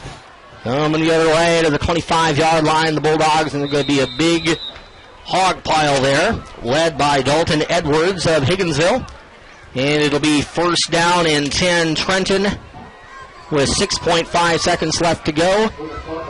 Jacob Marley's expecting that slant, the deep slant, to Travis Leeper. Bobbled at about the 50, and he takes it in for the tie game. If that happens, you can do play-by-play in the second half. What do you say? I just can't see Boswell going for that at the end of the half. End of the game, your hands are kind of tied. We'll see. I'll tell you what, if that happens, Logan can do play-by-play. Oh, yeah. You're saying what? Leave me out of this. He's busy enough over there with the video camera. McCarter's going to take the football. Motion man is Leeper. Pitch goes to Leeper. And he's going to be out to the 30. Brought down at the 30. And that'll bring us to the end of the half. Open field tackle made by Mason Haynes. I felt good on that pitch, too, because that was not the deep slant pattern. So even if that would have scored, I would have had to say, it wasn't exactly what you called for. We are at the half here from C.F. Russell Stadium with the score. The Higginsville Huskers 19. Number 5 in the state being given all they can handle by the Trenton Bulldogs, upset-minded black and gold with 13. It was a back-and-forth, highly entertaining first half of play. We'll tell you about it in full detail coming up in 2 minutes on your home of the Bulldogs, Hot Country Z 101.7. We do have a lot of scores and some interesting scores that have come into the sports office up here at C.F. Russell. One of them, Polo leading South Harrison 36-22, and the other, halftime score on our sister station, KTTN 92.3. Gallatin Bulldogs 18 and the Princeton Tigers nothing. The Centralia Panthers in what sounds like a slugfest lead the Brookfield Bulldogs, 2 of the Titans of the Clarence Cannon. It's Centralia at 6, Brookfield 3 in the third quarter. And Milan is leading North Shelby 28-6 at halftime. This is going to be a really important stop for the Trenton Bulldogs to get defensively. We talked about this a lot at the end of the first half. Higginsville scores to go into the half. Now they get the football back. They could really get a boost if Higginsville puts back-to-back touchdowns on the board against Trenton. Here's the kick by Neff. Drives it in the direction of Elmore. It'll skip by him, and it'll roll into the end zone. Maybe. Yes, it does. It rolled sideways. Malcolm was going back there to stare at it. If it rolls dead at the 1, he has to go pick it up. I'll take that touchback ball rolling by Malcolm Elmore any day of the week, any time of the week. He scored 3 touchdowns, and that senior for Higginsville is legit. Yeah, and we've seen it a lot this game, especially in the return game. Very dangerous. It is 8:30. You're listening to KGOZ, Gallatin, Chillicothe, Z101.7, season-long home of the Bulldogs. We will have at least 10 Bulldog games on Friday nights, hopefully more. the way that the Bulldogs are playing tonight, they're showing that they might be capable of more once they get into district play. Here is the run up the middle, big yards, and it's going to go for a touchdown unless Isley Hinton falls on his face. He won't. It's a trap play. It goes 80 yards for a Higginsville touchdown. Really looked like the Trenton bit on the fake to the guy with 3 touchdowns already tonight, Jacob. In Malcolm Elmore, Trenton bites on the fake, and they got it right up the gut from one of the quick guys, Isley Hinton of the Huskers. Yeah, absolutely. You could even tell Hinton on that play knew that he was going to score, because as soon as he got the ball, he just put his foot in the ground and went on a dead sprint. And, it was a foot race, and Trenton couldn't keep up. Now, Trenton is clearly good strategic move here by Higginsville. And certainly it's better strategic move when you turn it into points, but back-to-back touchdowns. Last offensive play of the second quarter, first offensive play of the third quarter. We'll find out a little bit about this Trenton Bulldog team and their will at this point, won't we? Yeah, and I'll tell you what, if there's anything we've learned of the last couple games, it's that... There's a pass into the flat on the 2-point conversion, and Mullenix picked it off. It's going to be 2 for the... No, it's not going to be 2. They're not in high school football. Mullenix was racing the other way, and I think that's just I think that's a stop. There's no 2-point return. College football there is. That'd be 2 points going the other way on a 2-point conversion. I think that's a rule I'd be changing right now in high school football, and I'm not saying that because Trenton had 2 points potentially there. I think if you get a return on a play like that, a 2-point conversion, you should get points of some sort. Yeah, I think so, because that's just such a difficult thing to do. Whenever you take the ball from the 2-yard line or there, basically the goal line, and take it all the way back, you should get something for it. Trenton won't, and it's not anything with the referees there. That's the rule. The thing that is kind of surprising about it, you think the referees would know that immediately. It took until Cree had that ball at the 40-yard line, and he had run 60 yards. So it's almost as if the referee said, okay, we know the rule book, that's just a stop. Yeah, the referees, it looked like they might have been caught up in the play or something. They had us fooled about what the rule was here. Higginsville was going with kind of the swinging gate look. They had everybody lined up outside the left hash mark, and they snapped the ball to the field goal kicker, or the holder. He threw it out into the flat, and Cree Mullenix had that thing read as if he was in the huddle. Yeah, look, Cree Mullenix stared it right down, knew right where the ball was going. I'm assuming that he had seen that play on tape, and that's why he had expected it. How badly does Trenton need points, and specifically a touchdown on this drive? They definitely need points. They need points really badly, but in terms of just confidence and building up for future games, a touchdown would be huge. Certainly. Now it's a 12-point lead, 25-13 for Higginsville. The ball driven down to Leeper at the 16. He is out to the 20, to the 30. Flag on the play as he's bumped out of bounds at the 31-yard line. That flag is right about where the Trenton forces on the near sideline were trying to get some blocks there to give Leeper a little bit of room. I got to guess that one of the guys after tried to make a block, reached out and probably held. Yeah, I saw it. I think it was Logan Schuler who pulled down on the jersey of the man he was blocking, and I think that was what set Leeper free. Unfortunately, it was an illegal way to do it. Now let's talk about some guys who had both good moments and not so good moments in the first half. Trey Shields, Tucker Franklin, Ryan Hines, Justin Martin. Those guys up front for the Trenton Bulldogs. It does come down to them. When the offense is going well, offensive linemen, we don't talk about it enough, but they've done well. And then Higginsville had some moments where we couldn't move the football on the ground. We'll need to find a way to move the football on the ground if we want to pull this one out in the second half. Yes, absolutely. Tucker Franklin under center here for the Dogs. McCarter will take the football, and he'll give it off to Neff. A gain of 3. That 10-yard holding penalty occurred at the 31, so it moved the line of scrimmage back to the 21. Neff is out to the 24. Second down and 7 coming up for Trenton High School. Travis Mullenix, I think, was the one to get credit for this, but there was a snarling bulldog at midfield here instead of the gold tee. I love that snarling bulldog. Yeah, I think it's cool. It's a piece of art out there right in the middle of the field at the 50. I kind of like the classic look that we had week 1 where there was nothing out there, but, I like this just as much. I would put the tee under the bulldog and then put the bulldog head right on the bottom of the tee. That's a lot more work, but it looked pretty cool. They do that for homecoming in a couple of weeks. As the Bulldogs try to get the snap off here on second down and 7, offsides Higginsville. So Higginsville continues to shoot themselves in the foot. That is the 5th 5-yard variety penalty against Higginsville. The second offsides, Higginsville has also had 3 illegal procedure penalties. 2nd down and 2 coming up for Trenton. Trenton has shown that they can go to the air. We've hit Monix for that 56-yarder in the first half, but Trenton doesn't want to do it so often that you lose the benefit of surprise. So it's kind of it's a cat and mouse game right now. Yeah, I think so, and I think Trenton really wants to stick to their game because they had success with it early. It kind of died off a little bit, but maybe they can jump out here and continue with the success they had early. McCarter, number 18, sends Berkey Bile in motion. He'll fake, run to his left, and he is buried. He had no angle to get that ball to Berkey Bile. That was played very, very well by Higginsville. You look at this from Higginsville's perspective. Great play there by Jordan Turner. They're not used to having a one-score lead at the half and being scored upon defensively all that much. That hurts their pride. They're certainly a very prideful team with their record and their ranking. So Trenton has their attention right now. We'll see how Trenton can respond to that. Yeah, that's what makes that first score right at the half so dangerous, because now they're starting to build the confidence that they already had. Yeah, they're starting to sniff things, as well as maybe a chance here for Higginsville to put Trenton away. 3rd down and 8 from the 23-yard line. Rolling back to pass is McCarter. Is going to scramble out to his right. Fakes and gets down the sideline to the 30 and steps out of bounds at the 40. That's a great play by Kale. All it took was just the threat of a pass, and the defender, and you see this all the time, the defender's going to jump up in the air because he wants to knock down that pass, and once you're in the air, you go right around him. That's exactly what Kale did. Great play by Kale, really. I mean, just beautiful.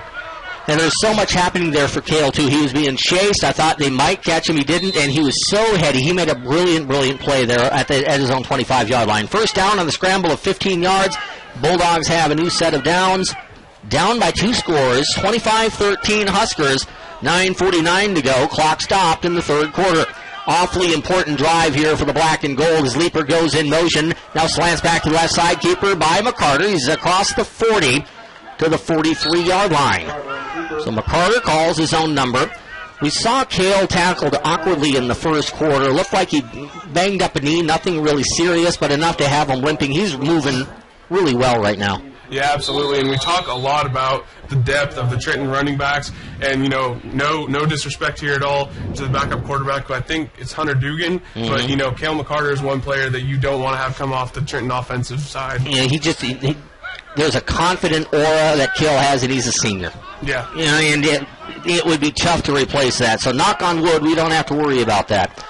2nd down and 6 for the Dogs from the 44-yard line. The handoff goes to Neff. Cuts it back to the middle. He's into Husker territory, rumbles to the 40, almost broke that the distance. He's tackled from behind at the 35-yard line. That is a gain of 21 yards for Colton Neff, and that is Colton Neff to a T. You want to run to say, what is Colton Neff and what makes him good? His feet don't stop, and his legs, they're like a pair of pistons going up and down, running through that secondary for Higginsville. Yeah, I'll tell you what, I think this is when the confidence of the Higginsville defense is kind of getting to them, where they thought that Neff was going to be an easy running back to take down, and Neff proved that he was not that at all. 1st and 10, Bulldogs from the Husker 35-yard line. Bulldogs on the move, down by 12 points. Handoff Neff through the middle. He gets spun down at the 32-yard line, a gain of 3. If you're listening at home, and I'm guilty of this at times too, you want to score in every play, and it's just not going to happen against a team of Higginsville's caliber.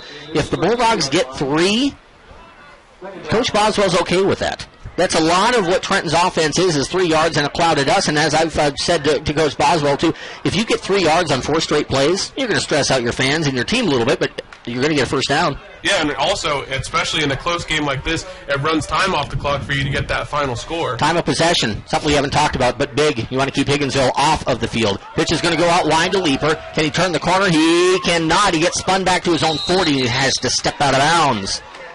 That's one of those plays where it actually would have behooved Leeper to just kind of accept his medicine there and go down. It was one of the big boys for the Huskers, Dalton Edwards. He caught Travis and he spun him back to the 40. That actually cost him 4 yards because he stayed on his feet. Yeah, well, I don't know. I don't want it to go tell Travis to go. Do you want to go do that? That's one of those after the facts where you don't really want to say that because, it's Travis giving 110%, which is what you want from your running back. Just didn't work out there as far as that 4 yards, but always trying to make guys miss. 3rd and 15 Bulldogs.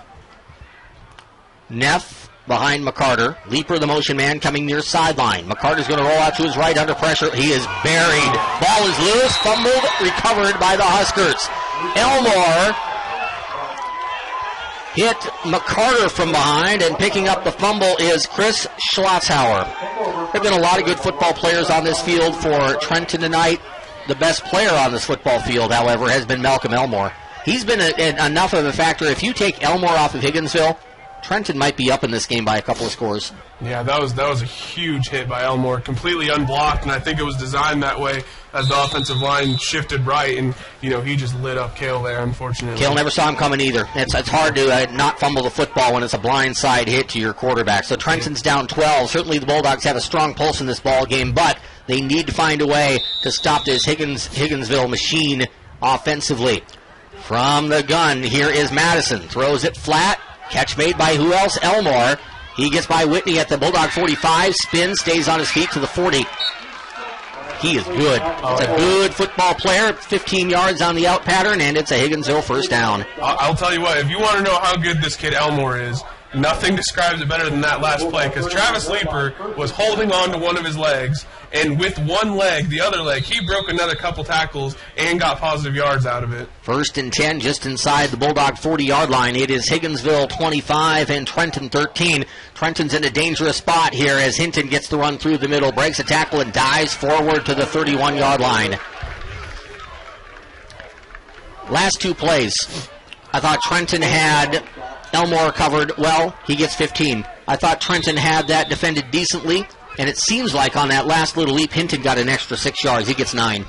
Well, yeah, the play to Elmore there, that's football 101. You have your athlete run out in the flat, and you just let him go run with it. Elmore in motion, right behind Madison. Madison's going to roll out to the left. He gets some pressure from Shields, throws the football down the seam, catch, touchdown in the back of the end zone. An absolutely perfect pass as Madison was buried by Shields. He threw it up. Elijah Thurkeld went and got it. What a great pass by Madison. Only a sophomore. Big-time pressure from the backside that time by the Bulldogs, and he threw an absolute dart for a 30-yard score.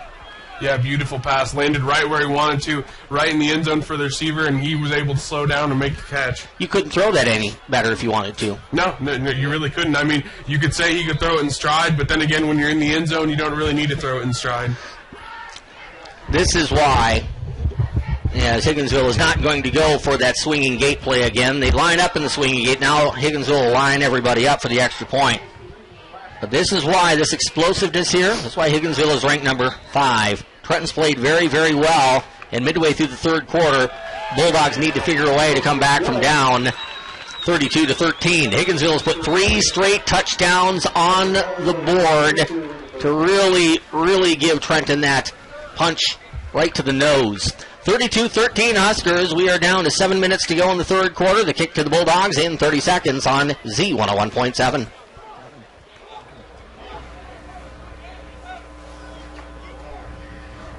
For group health insurance. Contact Justin Mitchell with the Heartland Financial Group. Justin has the experience in the insurance business to help you and your family with all of your insurance questions and different situations. Give Justin a call at 359-4700 or swing by the Heartland office, 1600 East 9th Street in Trenton. Justin Mitchell of the Heartland Insurance Group thanks you for your patience.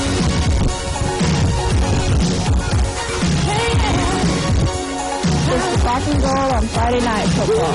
This is sophomore Bailey Basin of the THS Cheer Squad. It's the Trenton Bulldogs on Hot Country 01.7. Those plays that we just saw, you see Trey Shields just giving all he can on that backside blitz, where it was very similar to what Elmore did to McCarter. Elmore got to McCarter, forces the fumble. Higginsville gets the ball. They turn the turnover into points. And Trey Shields is literally a half second away from maybe doing the same thing, and it's just that football play where Madison just beat the Bulldogs on that play.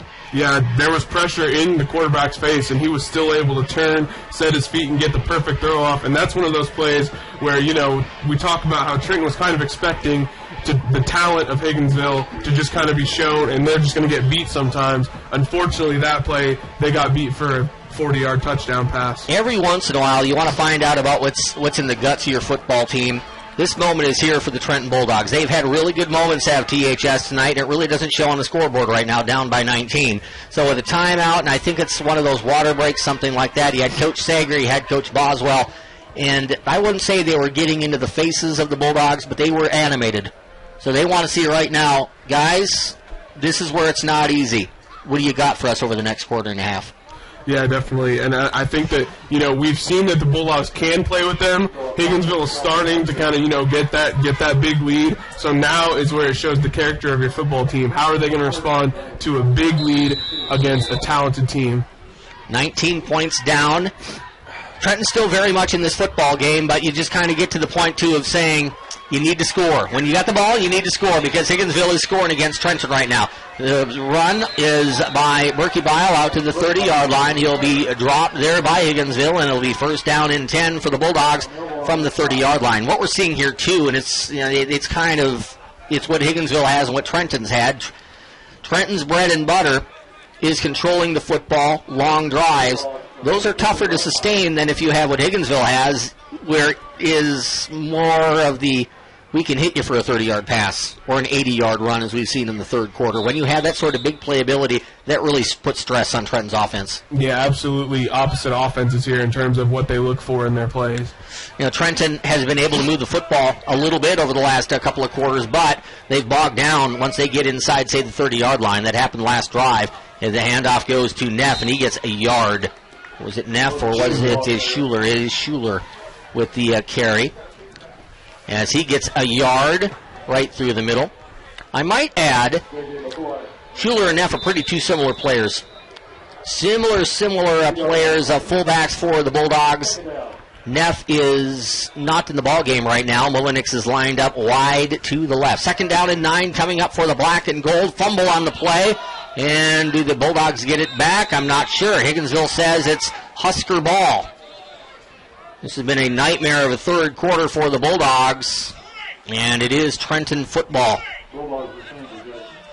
That ball was in really awkward position. It was behind McCarter's legs, and I think it looked like it was in the belly of Tucker Franklin, so I didn't think they got the ball, but they did. Well, what Trenton wanted to avoid, and generally the Bulldogs did avoid well in the first half, was that big playability for Higginsville, but as I've said a couple of times, Higginsville's put a couple of right crosses right to the nose of the Bulldogs with these big plays in the third quarter. 38-13 Huskers. Bulldogs moving backwards, 3rd and 11. There's a fumbled snap, picked up by McCarter, and he runs the ball back to the 31-yard line. I'm not sure if it's on Tucker here or if it's on McCarter, but they got to get that snap figured out.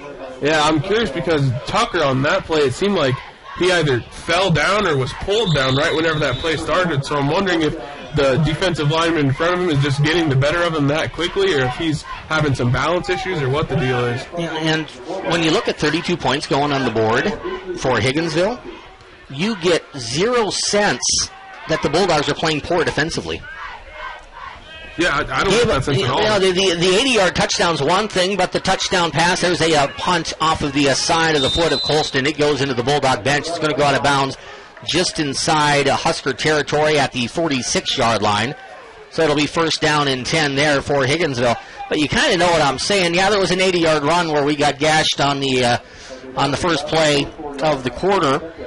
We're within an eyelash of Shields getting to the quarterback, and Higginsville made a play. So, yeah, you're giving up points, but this is a talented Bulldog defense that Higginsville has just been out playing with their offense here over the last quarter and a half. Yeah, I mean, there have been a few big plays in the run game where, you just kind of clap your hands, say good play to the other guy because he outplayed you there. But really, as a whole, the Bulldogs defense has done really well against the run, which I think is exactly what they need in terms of going into the postseason and late in the season. We're going to take a 1-minute break and get that in here, Emily. We'll send things back to Emily Milazzo in our studio. Timeout Higginsville, I think. Maybe. I saw him point Higginsville away for a timeout, but it looks like we're going to get right back to action. Yeah, I was ready to take the break. Coach Boswell was on the field. I was ready to slip in a minute. You know what? Did they change their minds? I don't know if I've ever seen a referee points at a team to take a timeout and then say, oh, my bad. I guess they can. Never seen it before, but I guess they can. I'm not sure what happened. Now, who knows? If I'm Higginsville, I don't take time out with all the momentum on the Husker side. Here is the handoff to Hinton. He gets room through the middle, and he ran into Mason Owen at the 47-yard line. There was room, and the Bulldogs closed it up quickly. We noticed in the fourth quarter last week down at Holden how well Mason Owen is playing as a sophomore. Yeah, absolutely, at the linebacker position. And, I think some of that probably comes from how well Trey Shields plays, and they have to make sure that he doesn't get in there. But he's played really well for a sophomore. Second down and 9. That was a gain of 1 by Hinton. Thurkel goes in motion. Madison will run it and then hand it off to midfield, cutting to his left, and then brought down by Berkebile. Was the running back of the Huskers. That was Hinton. That's kind of the old Coach Croy play where you got the quarterback and running back just kind of running with one another for 2-3 yards, and the quarterback makes the decision on where the ball ultimately goes. Yeah, it was definitely a late read there by the quarterback. Third down and 3.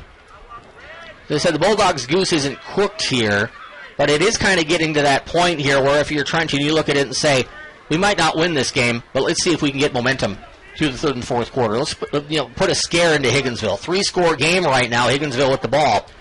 So it's tough sledding right now as the handoff goes to Elmore. He has room around right end. He's going to outrace Berkebile, get a block to the 40. Puts his head down, and he gets to the 37-yard line for the Husker first down.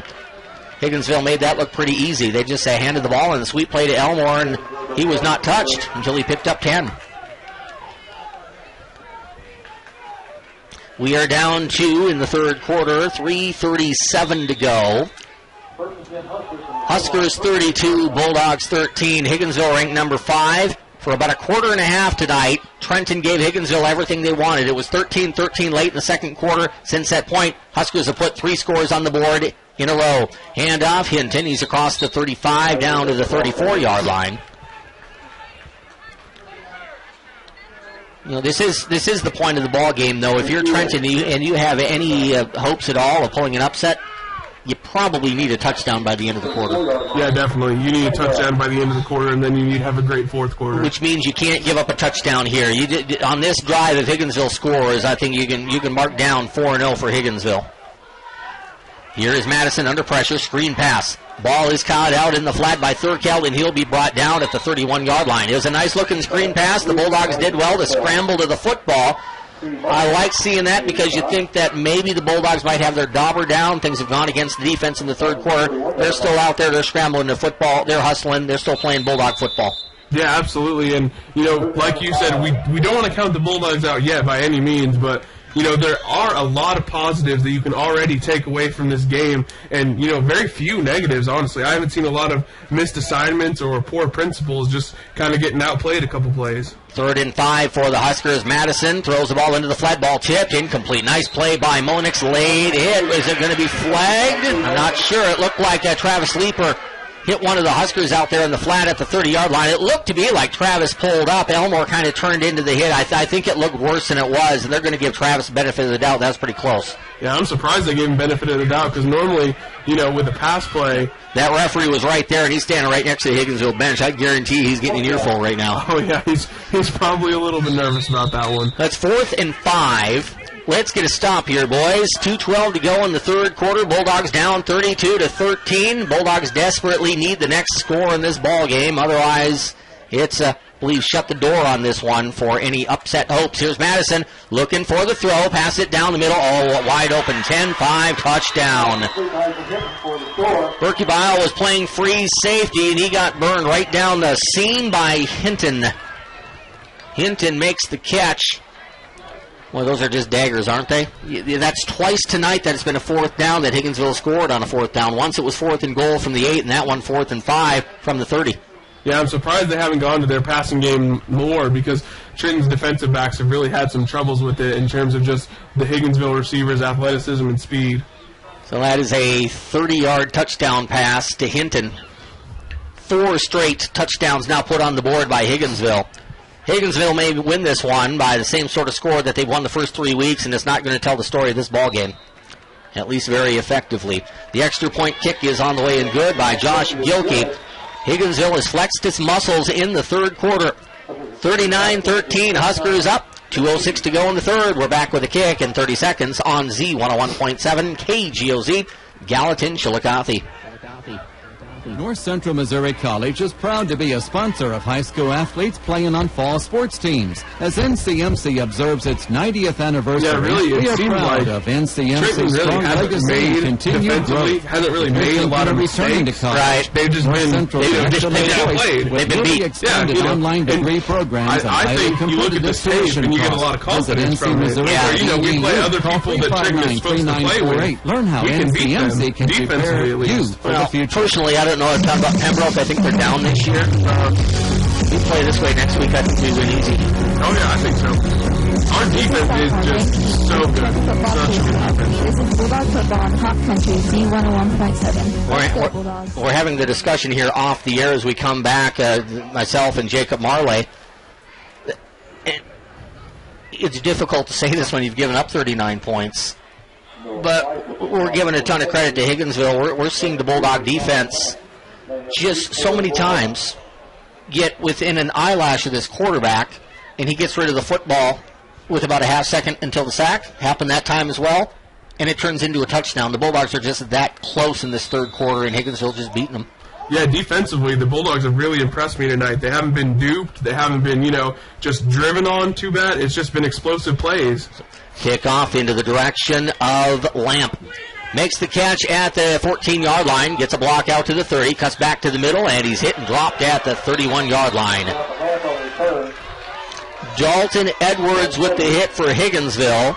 You're feeling good as a football team when even the special teams hit are getting oohs and ahs from the sideline, and that was a pretty big-time hit by Edwards against Lamp. I'll give Jonathan credit there for not fumbling the football. Well, yeah, but Edwards, I've seen him on the defensive side of the ball all over the place making big hits. That seems like it's his forte.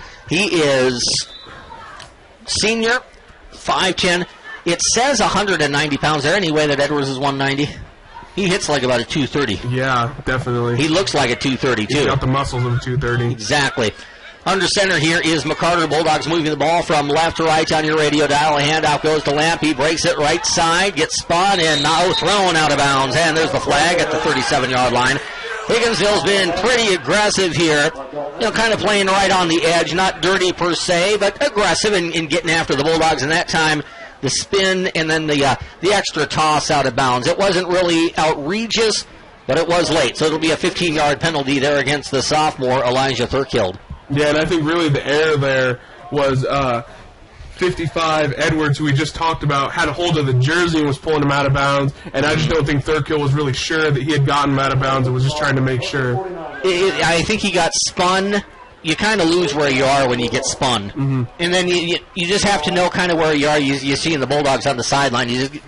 However you want to do it, you just got to let go. Right, but it didn't look like a dirty play. No, not at all. Just didn't let go. A little bit of spin in the bench. When you get a guy spun into his teammates, it's out of bounds. That's 15 every single time. 1st and 10 Bulldogs from the Husker 49-yard line. Leaper is the motion man. Handoff Neff through the middle. Drags a tackler down to the 42-yard line.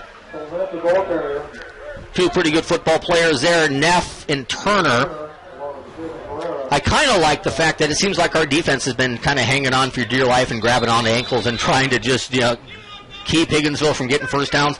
That time it was Turner giving that to Neff, and Neff took him for about a 5-yard ride. Yeah, definitely, but Turner has been, he's a great player in his own right. I've seen him make a lot of really great plays defensively, and I don't think the offensive line has a great answer for him. 2nd down and 3 coming up for the Bulldogs. 1:15 to go in the third quarter. Trenton has been outscored by 3 touchdowns in this third quarter of play. There's a roll out to the left by McCarter, breaks a tackle, spins at the 40, and he's brought down there just short of the first down. Tucker Franklin got hit in that backfield, and Tucker is down here at the 47-yard line. I didn't catch what happened to Tucker. My best guess is there they got blindsided by a hit, but I didn't see it. Did you see anything? I didn't see it. Whenever the pocket kind of broke down and there was a huge mix-up of players there, I wouldn't have any idea what happened. Tucker Franklin is laying on his belly. Now he rolls to his back at the 47-yard line. And it looks like maybe something in the lower extremities that they're checking out, but Tucker Franklin is going to get a little bit of medical attention here at the 47-yard line of Higginsville. 1:04 to go in the third quarter of play. The score is Huskers 39, Bulldogs 13. We're back to CF Russell Stadium in 1 minute On your home of the Bulldogs, Hot Country Z101.7. Locally owned and operated, it's Dave's Body Shop, east of Trenton. They're proud to support area youth at Trenton and in all our area For some communities. reason, I can hear a lot of the discussions that are going on. Put down the hammer and lay the 2x4 on the ground. Don't even think about backing the car into a tree in a valiant but not all that intelligent effort to straighten the bumper. You already bent your vehicle. Don't add insult to injury. Take it to Dave's Body Shop in Trenton. Let the professional staff of Dave's Body Shop fix it. That really didn't look good. It always scares you whenever you see a player in pain on the ground and when they grab their knee. Don't make the mistake of putting off till tomorrow, which you should take care of today. You never know what the future may bring, but you can make sure you're financially prepared for whatever may happen by calling Jim Crow, Cliff Roeder, or me, Aaron Duvall at Crow Walker Insurance, where education and service is our goal, your best interest, our obligation.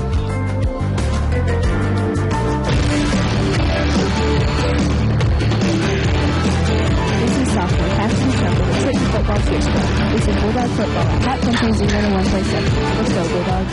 3rd and 1 for the Bulldogs from the 40-yard line. It looks like it's going to be the backup coming in here for the Bulldogs at center. Thought I had a number on that one. There we go. It is Mason Owen for Tucker Franklin, who's getting the medical attention here on the Bulldogs sideline. Handoff through the middle. Naffy gets 5. Grinds his way for 5 down to the 35-yard line. Now, we don't generally go into guessing what the issue is other than they were checking out lower extremities, legs of some sorts to Tucker Franklin, but we don't want to guess from there. But he was certainly in a lot of pain when he was when he was down at the 45. Yeah, it really looked like they were looking at the knee, and whenever a player goes down with a lot of pain and they look at the knee, that always makes you nervous. You hope it's just a bruise, something that scares you, because it could be a lot more serious. But again, we won't guess on that part. 1st and 10 from the 35-yard line. McCarter keeps it, pitches it out to Leeper, makes one man miss, and gets it back to the line of scrimmage. There was a lot of stuff that was going on there. That was pretty good play by McCarter. He did everything that you want to on that play. He faked it to Neff. He made the right read. He was pressured. He got it out to Leeper, right read. And all 3 of the option there were Higginsville beating Trenton.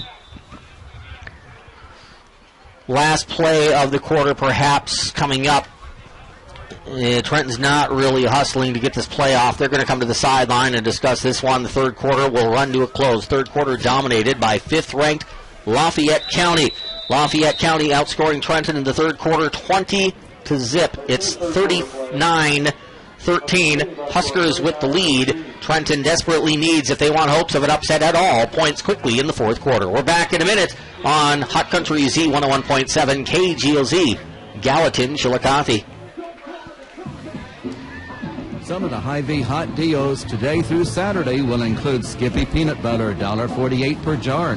Doritos, $1.88 per bag. Kellogg's Cereal, $1.99 per box. Hy-Vee Fruit Snacks, choose 10 of select varieties for $10 and earn up to a 10-cent off per gallon fuel saver. Quilted Northern Bathroom Tissue or Brawny Paper Towels, $5.88 per package, today through Saturday at Trenton Hy-Vee. Someone once said that any insurance is only as good as the agent that serves you. Larry Bunnell is an independent agent offering Medicare supplements, life, long-term care, and insurance policies from lots of different companies. Put Larry in. I was trying to figure out what that grinding noise was. Well, I tell you what, Lexington's a pretty good football team. They're leading Wellington 37-0. Location at 1600. And we only lost them by 1 point. I know, exactly. That's Larry Bunnell Insurance for Trenton. This team's good. That team's really good. I think that team might beat Brookfield if they play. This Trenton team's good. They're really good. One of the better ones I've seen.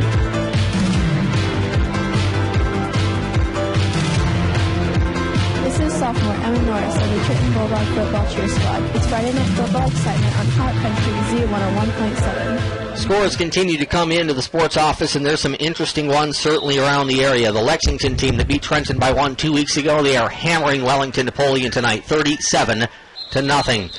On the snap taken by McCarter, it gets whistled. I saw movement from Higginsville, and that forced movement from Trenton. Higginsville did not jump off sides. They force a 5-yarder, the first false start penalty of the ball game against THS.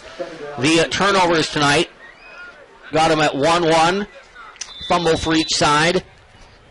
The fumble that Trenton had in the 3rd quarter, they just it was a great play by Malcolm Elmore. As I said, it's hard to blame the quarterback for a fumble when he gets blindsided on the blitz. Yeah, huge blindside hit coming from an unblocked pass rusher. Not a lot you can do about that in terms of holding on to the football. 2nd and 15 for the Bulldogs, down by 26 points. 12 minutes to go in the 4th. So a timeout called by Trenton. We'll take another 1-minute timeout. We're early in the 4th quarter. Higginsville up by 39-13 here on KGLZ. I'm here with Brent from Barnes Baker Motors in Trenton and Chillicothe. I've been hearing a lot about these pedigree vehicles that you have, and it's kind of the point. I have to ask, I think Trenton could win this, but it's not going to happen. You kind of play and say, let's get as much momentum as we can for Pembroke. What that means is we take the time to... Yeah, you don't want to count them out. You don't want to put the subs in, but, it's one of those where you start thinking, all right, what are the good takeaways? I'm not quite ready to go there with the on-the-air call yet. Yeah. Writing's on the wall. Yeah, I wouldn't go there on the air. It's not going to be easy to outscore Higginsville 28-0 quarter. Believe me, it's great, but I've always wondered if you could... What killed us was giving up a touchdown at the end of the 2nd quarter and touchdown first play of the 3rd quarter. Yeah. And even better, we offer a 3-month, 3,000-mile warranty and a 3-day exchange policy on every one of our pedigreed vehicles. We want to send it back to me cold if you can, Emily. Buying a car should be fun. That's right. Can't complain about that. Be sure to visit Barnes Baker Motors in Trenton and Chillicothe, home of the pedigree car. Welcome back to CF Russell Stadium. Back to live action. 2nd down and 15 for the Trenton Bulldogs. In tough sledding areas right now against 5th-ranked Higginsville. Trenton down by 26. Motion man is Berkebile. Rolling out to his left is McCarter. Throws almost intercepted. That time McCarter was the one who almost got sacked before he got rid of the football. And it's Jordan Turner. 6 feet, 210-pound senior linebacker. I think McCarter got rid of that football right in the nick of time. Pretty good play. I thought it was a decent throw. Knocked down by Higginsville will be 3rd and 15. Higginsville has some supporting guys who we haven't talked about a whole lot. Higginsville also has about 7 or 8 guys that can play college football somewhere. Oh, yeah, I think so. We've mentioned their names a lot. Elmore's on that list. The quarterback, Madison, he's a stud, and he's only a 10th grader. He's going to be on that list if he isn't already. Here comes the screen pass. It is knocked down and incomplete. I think Turner's on that list. Yeah, Turner's on that list. No question about that. The Mason Haynes. If you're 6'5", you can go up there and grab footballs. Mm-hmm. You can do that at the college level. Yeah. Thurkeld can do it. He's only a sophomore. The discussion we haven't had very much. But if you look at this Higginsville team, I like having this discussion when, if we see Higginsville next year, it'll be in the playoffs. Mm-hmm. We don't see him in the regular season. How good is Madison going to be as a junior and senior? He's scary. Oh, really, really good sophomore quarterback. I figured he was a good runner as a sophomore quarterback. That kid is a great thrower of the football. Mm-hmm. 4th and 15 now for Trenton. Back to passes. McCarter, here comes a blitz. He's going to scramble out to his right. Throws the ball into the flat. Almost intercepted. Incomplete. Knocked down by Higginsville. I don't know if it's planned here by Higginsville, but if it is, it's smart. Because McCarter is a much better thrower, either stepping up into the pocket or rolling to his right. He's a right-handed thrower, so that makes sense. It is really, really difficult when you are running for your life. You're right-handed. He's running out to his left. Almost near impossible for most of the high school quarterbacks in Missouri to get any sort of... He needs to get it 15 yards down the field. Impossible throw there for Cale McCarter after he's forced out to his left. Yeah, it's really difficult because you have to get, all arm strength because it's really tough to get that back foot set just right whenever you're running for it. You really can't do it. And if you do try to get that back foot set and at least bend your body to the point that you get rid of it. That's a lot of time wasted. And here's the other thing that you're doing, too. You're leaving your rib cage open to take one whale of a hit, and the quarterback's well aware of that, too. Yeah, and so is Higginsville, and I don't think they would pass on any opportunity to hit the quarterback. It'll be 1st down and 10 to Higginsville. How much do you feel like, we talked about this off the air, and I think certainly it was the key moment of the ball game. If you're good enough as a team to have the ball at the end of a half and score, and get the ball to start the second half and score, that took a ton. The Bulldogs have played not as well in the second half, first half. That right there, that took a ton of air out of the lungs of Trenton. There's the run by Madison, went right back through the middle between the hash marks out to the 45-yard line. Trenton, by no stretch of the imagination, did Trenton hang their heads or give up or anything, but it went from 13 to 13, and you felt like just in the blink of an eye, there's like 14:50 to go in the third quarter, and you're down by 2 scores. Yeah, I think what really happened was Higginsville got their confidence back after that huge drive at the end of the second quarter. I think honestly more important than that first drive in the third quarter where they just drove it down the field and scored and then come right back and have an 80-yard touchdown untouched. I think they got their confidence back that, hey, you know, we're faster and we're more athletic than this team. Quarterback for Higginsville, Kinzer Madison's done a lot of good things tonight, but one thing that you can't do real well, his calf is cramping up. Those do not feel good. He immediately went down, and he went right to his belly. He had his teammate come over, Isley Hinton. He was rubbing down that back leg, and that thing is still tight. He's not moving very well on that cramped leg. Yeah, we heard him try to stand up, and he let out something, and it did not sound very good. You've been there before, haven't you? Yeah, cramps are no fun at all. And sometimes, we've all been there.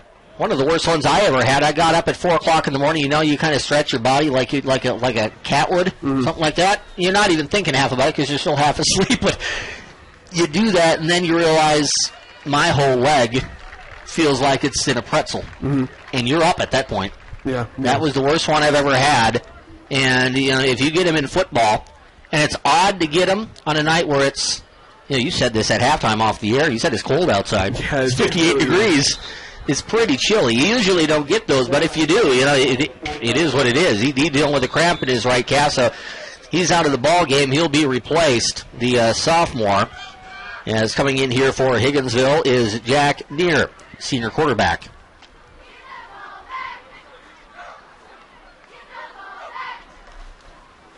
Handoff to the 50-yard line, now to the 49, as Isley Hinton picks up 6. It'll be a first down and 10 to go for Higginsville. You know, we've been kind of dancing on that line here and talking about it off the air, on the air as the case may be during breaks on our video coverage. Unfortunately, I think I have to say with a fair amount of certainty that Higginsville is going to win this game. For the last 9 minutes or so of this ball game, if you're Coach Boswell, what are you telling the boys? I'm telling them to keep playing. You know, I'm telling them that, you know, this is a chance to work, this is a chance to show your character, and this is a chance to show your effort late. There's a fumbled snap. That ball is dove on at the 39-yard line. New quarterback in there, Near. Tried to grab that football and didn't do it very effectively. Ball went right through his hands. It rolled back to the 40. Higginsville fortunate to get that football back. It'll be second down and 23 yards to go. Even a touchdown or two. There's 10-14 to go in the fourth quarter. It's 39-13. Even a touchdown or two for Trenton. Let's say instead of a 4-score game, it's like 39-25, something like that at the end of the game. That could be a huge thing for Trenton going into next week. Yeah, really. It really could, especially the way they played this first half. Here's another snap to Near. He's going to hand the ball off to Elmore, and he gets hit at the 41-yard line and stopped right there, then knocked down. Even on a play like that, and that was a 1-yard gain by Malcolm Elmore, that was a hard hit. I think it was Berkey Bile came up and hit Elmore right in the thigh pads, and he didn't go down. He looked like he had been hit by a fly. It took about 3 other Bulldogs to knock him down, so that's when you know you're dealing with a pretty superior athlete. When the Bulldogs make the play, they hit the running back hard, and you just kind of, it's a pretty good hit. And I'll go down here after I have about 3 guys jump on me. Yeah, great players make great plays, that's for sure. It would be nice for Trenton to see Higginsville again. You might be thinking, Tom, you're nuts. I don't want to see this team again. They're really good. If Trenton sees this team again, that means the Bulldogs will have won a district championship. Higginsville going to have a real good chance of winning district number 8. There's a throw into the flat to Elmore. Makes a man miss at the 50s. Down the sideline to the 40. He might score for the 4th time tonight. 20, 15, 10, 5. Down at the 4-yard line is Malcolm Elmore. Touchdown saving tackle made by Spencer Harris. Said it in the third quarter. I'll stick with it. I'm not sure if Higginsville's leading this game if you take Malcolm Elmore off the squad.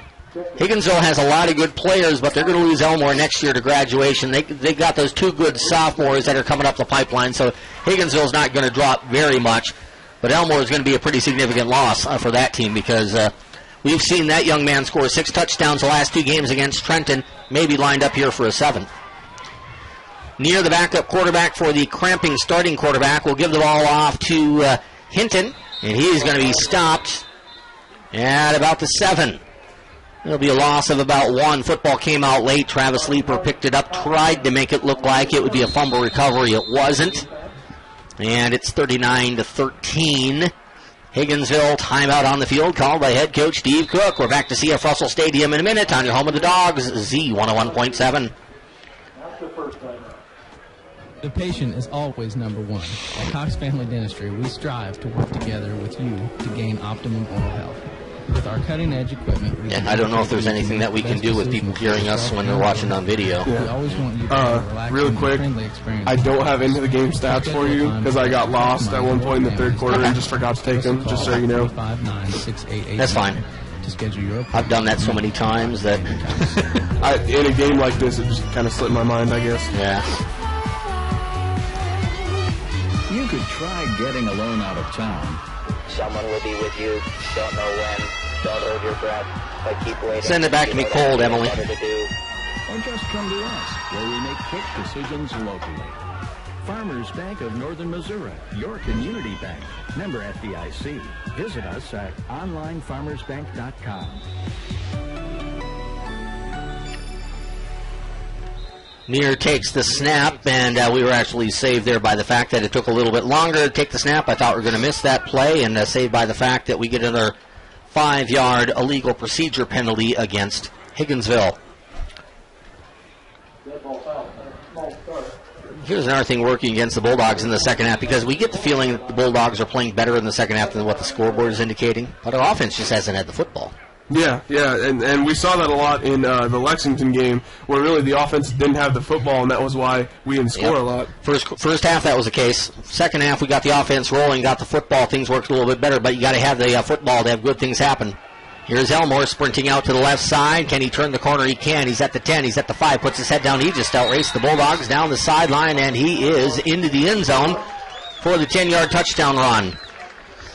He doesn't look like he's a really quick guy, Malcolm Elmore, but we had a couple of poor angles along that far sideline, but he took those poor angles, and he just outraced our guys with that speed, went 10 yards right around left end. Yeah, and he had a nice block in front, too, and a great play to get the edge by him. You talked a lot about how he would be a big loss for Higginsville.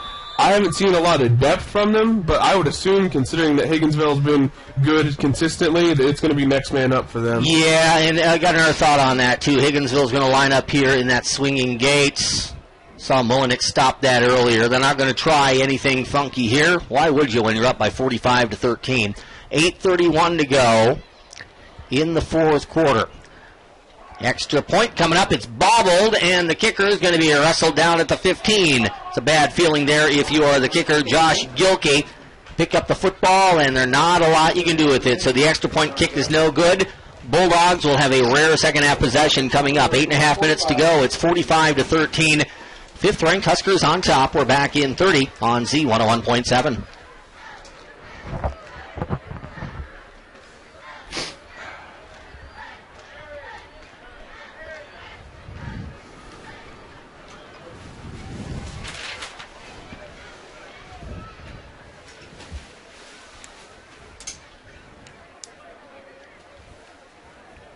Up your hat in the booty. And if you have a home in Missouri, we have a policy for you. I'm Quentin Kuhn, your Missouri Farm Bureau insurance agent. And if you're in Grundy County, I've got you covered. It's the Black and Gold on Friday Night Football. This is sophomore Kaylee Griffin of the THS Cheer Squad. It's the Trenton Bulldogs on Hot Country, Z101.7. Welcome back to CF Russell Stadium, where the Bulldogs at this point playing for pride. Higginsville has scored the last 32 points of this ball game. At some point, you just kind of tip your hat to that. Yeah, I think there have been a lot of plays this game where, you just kind of tip your hat and say, well, they got us there. They've got better talent, better athleticism. The back-to-back touchdowns, we keep on going to this, but it went from 13-13 Higginsville got a touchdown to end the half and a touchdown to begin the half, and it went to a 2-score lead, and Higginsville's been rolling since. Here's the kickoff, taken at the 25-yard line out to the 33.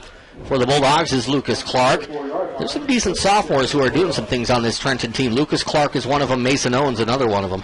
Yeah, I've seen a lot of young guys, particularly in this game. Whenever they've gotten their shot, they've really taken care of it. Colton Colston, I saw on the PAT whenever the snap was fumbled, just absolutely take care of the placeholder.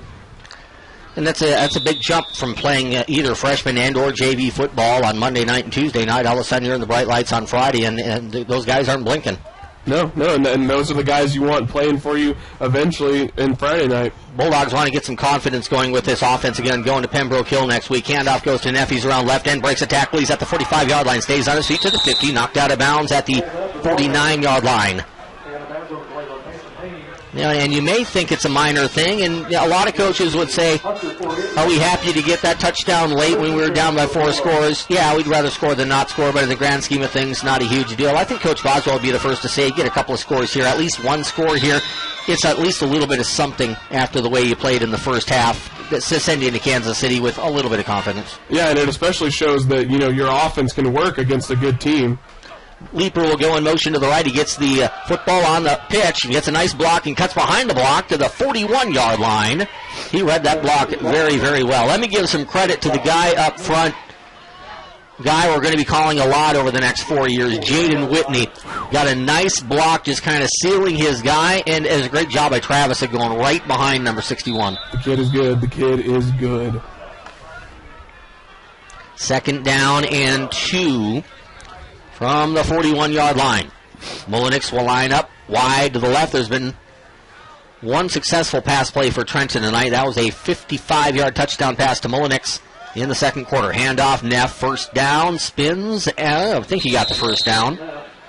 I think they're going to spot him. Yeah, he's right at the marker. I think usually, my experience is if you look up and the guy is literally right at the marker, it's a first down because it's probably going to split the football in half. Mm-hmm. No, they didn't give him a great spot. I will say that for the refs. I didn't like that. That wasn't a great spot. That might be short. We'll see. I think they're going to give him the first down. Second down. By that spot, it looks like it might be barely across, but I don't know. I'd measure that. I don't think they're going to. I figure they give a sympathy first down to Trenton on that one, but they have second down up across the way and a third down on the scoreboard. And now third down across the way. So third down in inches from the 39-yard line for the Bulldogs. Neff lined up behind McCarter. Mullenix split out wide to the right. Bulldogs moving from right to left on the dial. And as the snap came to McCarter, Coach Boswell wanted timeout. We're back in a minute with the 3rd and 1 on Z101.7. Great business that provides home health care located in Trenton. It's called ServLink Home Care. What do you mean you just found out? They've been here 40 years. But I never needed them, so I never noticed them. Now with Mom ill and Dad getting a joint replacement, I need them. They have great nurses, therapists, and aides, and work with our doctors to provide excellent care at home. Aren't they in the Go at Ice House on 9th Street? Yep, I called them 359-4218. It's hard taking care of your parents' home care needs, but ServLink makes it really simple. Give them a call, 359-4218.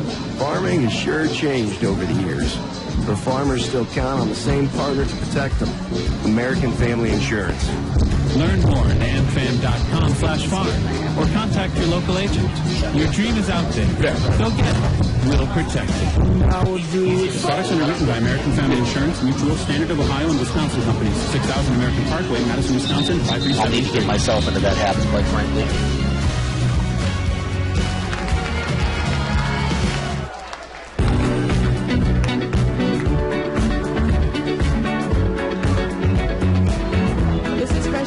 Jordan of the Trenton Football Cheer Squad. This is Bulldog Football on Hot Country Z101.7. Bulldogs on the move. They've had a couple of these sorts of drives in the second half that have bogged down, penalty or Higginsville stiffening up inside the 40. That's where the Bulldogs here, third down in inches from the Husker 39-yard line. Senior quarterback Cale McCarter takes the football. He will hand it off to Neff, first down. I think we've said that a couple of times this season, Jacob, that if it's third in inches or fourth in inches, you want to get a first down. If it's that close, number 33 is a pretty good option. Yeah, absolutely. It's one of those calls where you hear the cliche of everyone in the stadium knows who it's going to, but they still can't stop it. You went to Pembroke Hill 2 years ago as a senior, right? No, I did not. You did not? No. Okay. So were you at the game, or remember anything about it? So it'll be a new experience for you next week. Yes, it will. We're going to hope it's not raining, because I don't think they have a press box there. We'll be broadcasting from the top row of the bleachers. Oh, my. If it's raining, we may have a cell phone up to our ears and be protecting expensive equipment. First down and 10 from the 37. As McCarter gives the ball off to Neff, and that play was blown up at the line of scrimmage by Higginsville. Mason Haynes making the tackle. You'll go through that list of guys who I think are college football players on the Higginsville roster, at least if they want to in time. Elijah Thurkild, Isley Hinton, Mason Haynes, Kinzer Madison, Malcolm Elmore. We haven't mentioned much of the line play, but we've mentioned Dalton Edwards enough, and we've mentioned Jordan Turner enough. There's 7. Yeah. A couple of whom are sophomores. Second and 10 coming up for the Bulldogs from the 37. Handoff goes to Neff through the middle, breaks a tackle, and he is one tackle away from going the distance. He tiptoes his way down to the 23. Touchdown saving tackle right at the end there by Mason Haynes. So at the end of the night here, it's not going to be a real pretty score for Trenton. There's 6 minutes and change left. The Bulldogs are down by 32. But the Bulldogs, through a quarter and a half, and as close as you want to get to halftime, we're 13-13 with the number 5 team in the state. So we know at the end of the night, Trenton can use this as a confidence builder. It's probably not going to show on the scoreboard for those just getting the score in the morning, though. Yeah, other than that last drive right before halftime, the Trenton defense was giving Higginsville fits. McCarter's going to roll out to his left, gets a block from Neff, steps into a throw down the sideline. Nobody's there. He just found an open spot and threw it in that direction. There was nothing open there.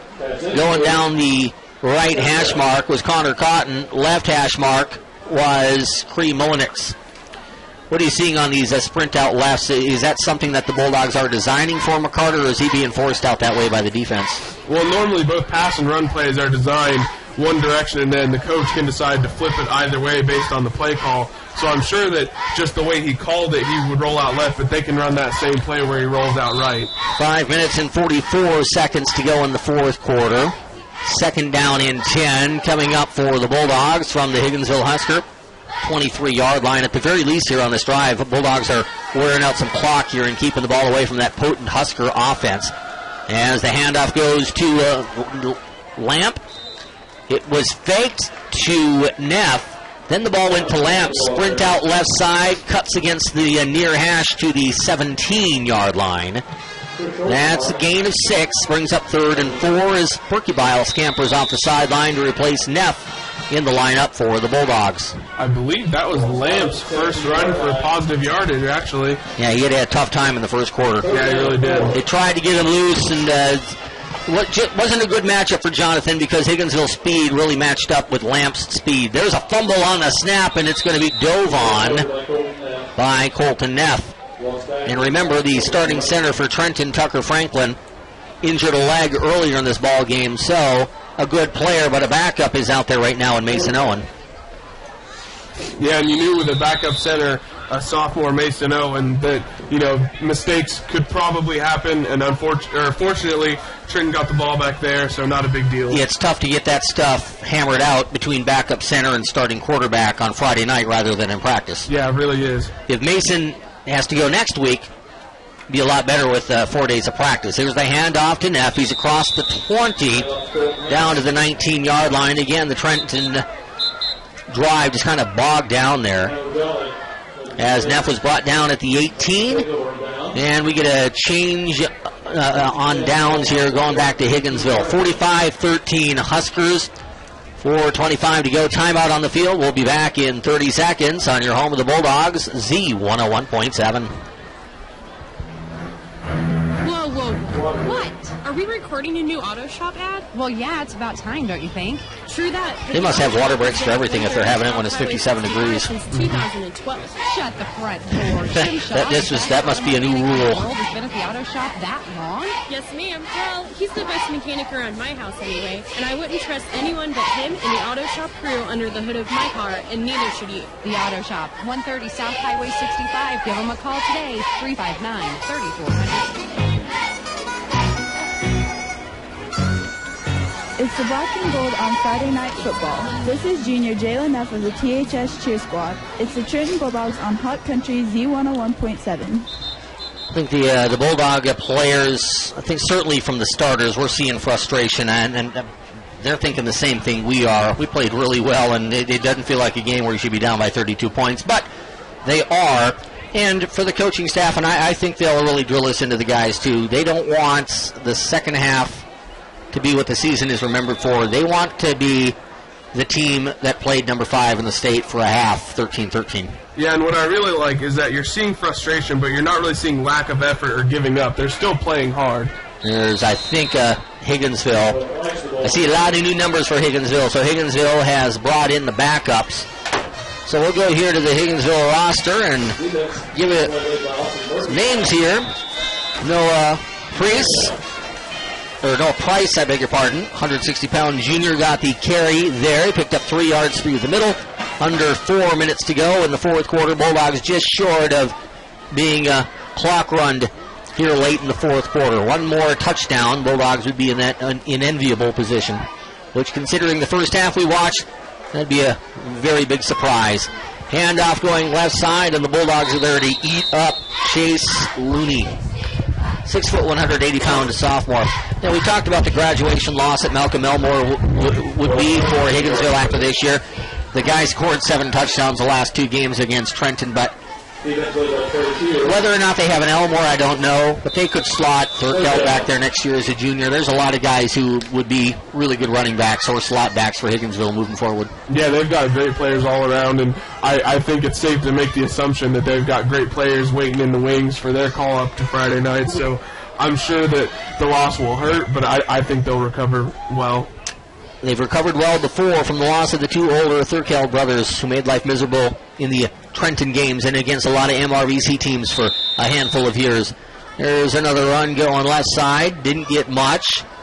You're absolutely right, Jacob, when you said you're seeing frustration for Trenton, but they're channeling it well, and the defense is still out there. They're playing hard, and they're hitting hard. Yeah, and that's one thing. I spoke a little bit earlier about how games like these really define the character of your starters whenever you leave them in. And, they're not out there just waiting for the game to end. They're out there still making plays. We will be at Pembroke Hill High School. That is a beautiful spot right along the plaza and the creek down there, along the Parkway in Kansas City. Next Friday night at 7. It's a fun trip, big city. Bulldogs didn't have a fun time down at Pembroke Hill 2 years ago. They're going to try to go to 3-2 next week. As the punt goes in the direction of Travis Leeper, he'll let it roll by him. It rolled dead. Higginsville doesn't want to pick it up, so they force the referee to blow his whistle. 2:04 to go in the fourth quarter. We are going to see the Trenton starters try to get points here for a little bit of whatever you want to call it. Confidence, just something a little bit. There's a danger here in putting your starters back out there, though. The last thing you want to do here if you're the Bulldogs is see one of your guys go down in a blowout with 2 minutes left to go. Yeah, but I think Coach Boswell is sending a message that, just because the score seems unreachable, we're still going to keep our main guys out there, and we're going to fight as hard as we can. Neff is on the sideline. Schuler's in there, and boy, Logan just got hit. He got ball right up the middle, and he got jolted. And the man who did the jolting for Higginsville looked like he took the worst of the blow. Is that Turner? I'm trying to see. No, it's not Turner. It's 60-something. 68? Yeah. That was a whale of a hit. Credit where credit is due there to J.J. McCoy. 6'3", 230-pound sophomore. That's a big boy for a 10th grader. Yeah. That is a big boy who got a good hit there on Logan Schuler. No gain on the play. 1:29 to go in the fourth quarter. 45-13. Higginsville with the lead. Handoff through the middle, and again Schuler was nailed. Chase Looney that time. You got a sophomore on one side, big hit. You got a sophomore on the other side, big hit. I don't think Higginsville's going anywhere. They got a good sophomore class. We've seen a bunch of them do great things tonight. Yeah, I think defensively, the way that these sophomores are playing, I think Higginsville defense could really be a force to be reckoned with here in the next few years. And that young man, Jordan Turner, 6 foot, 210-pound senior. Maybe it's because he wears number 99. I can't believe he's 6 foot, 210. That guy looks like a force coming there from the right defensive end. He really does, and he's played like a force. He and Mullenix have been fun to watch from that position tonight. Here's a little reversal to a leaper, gets a room through the middle, and gets nailed and dropped at the 36-yard line. It's one of those plays that looked like it had opened up nicely for Trenton, but it ends up being a gain of 3. And it'll be 4th down and 7 with 25 seconds left to go in the ball game. Well, it was fun here at the old stadium in Eastside Park for a half. Yeah. Second half, Higginsville showed why they're so highly thought of in the state and Class 2. Yeah, the first half was a great game. Second half, Higginsville just showed the talent that they have. So the Bulldogs have a little bit of work to do to get to the level of top 10 teams in the state, specifically tonight, top 5 Higginsville. But what we did see is it wasn't 4 quarters, but for 2 quarters tonight, the Bulldogs played with them. 13-13 until 10 seconds remained in the first half.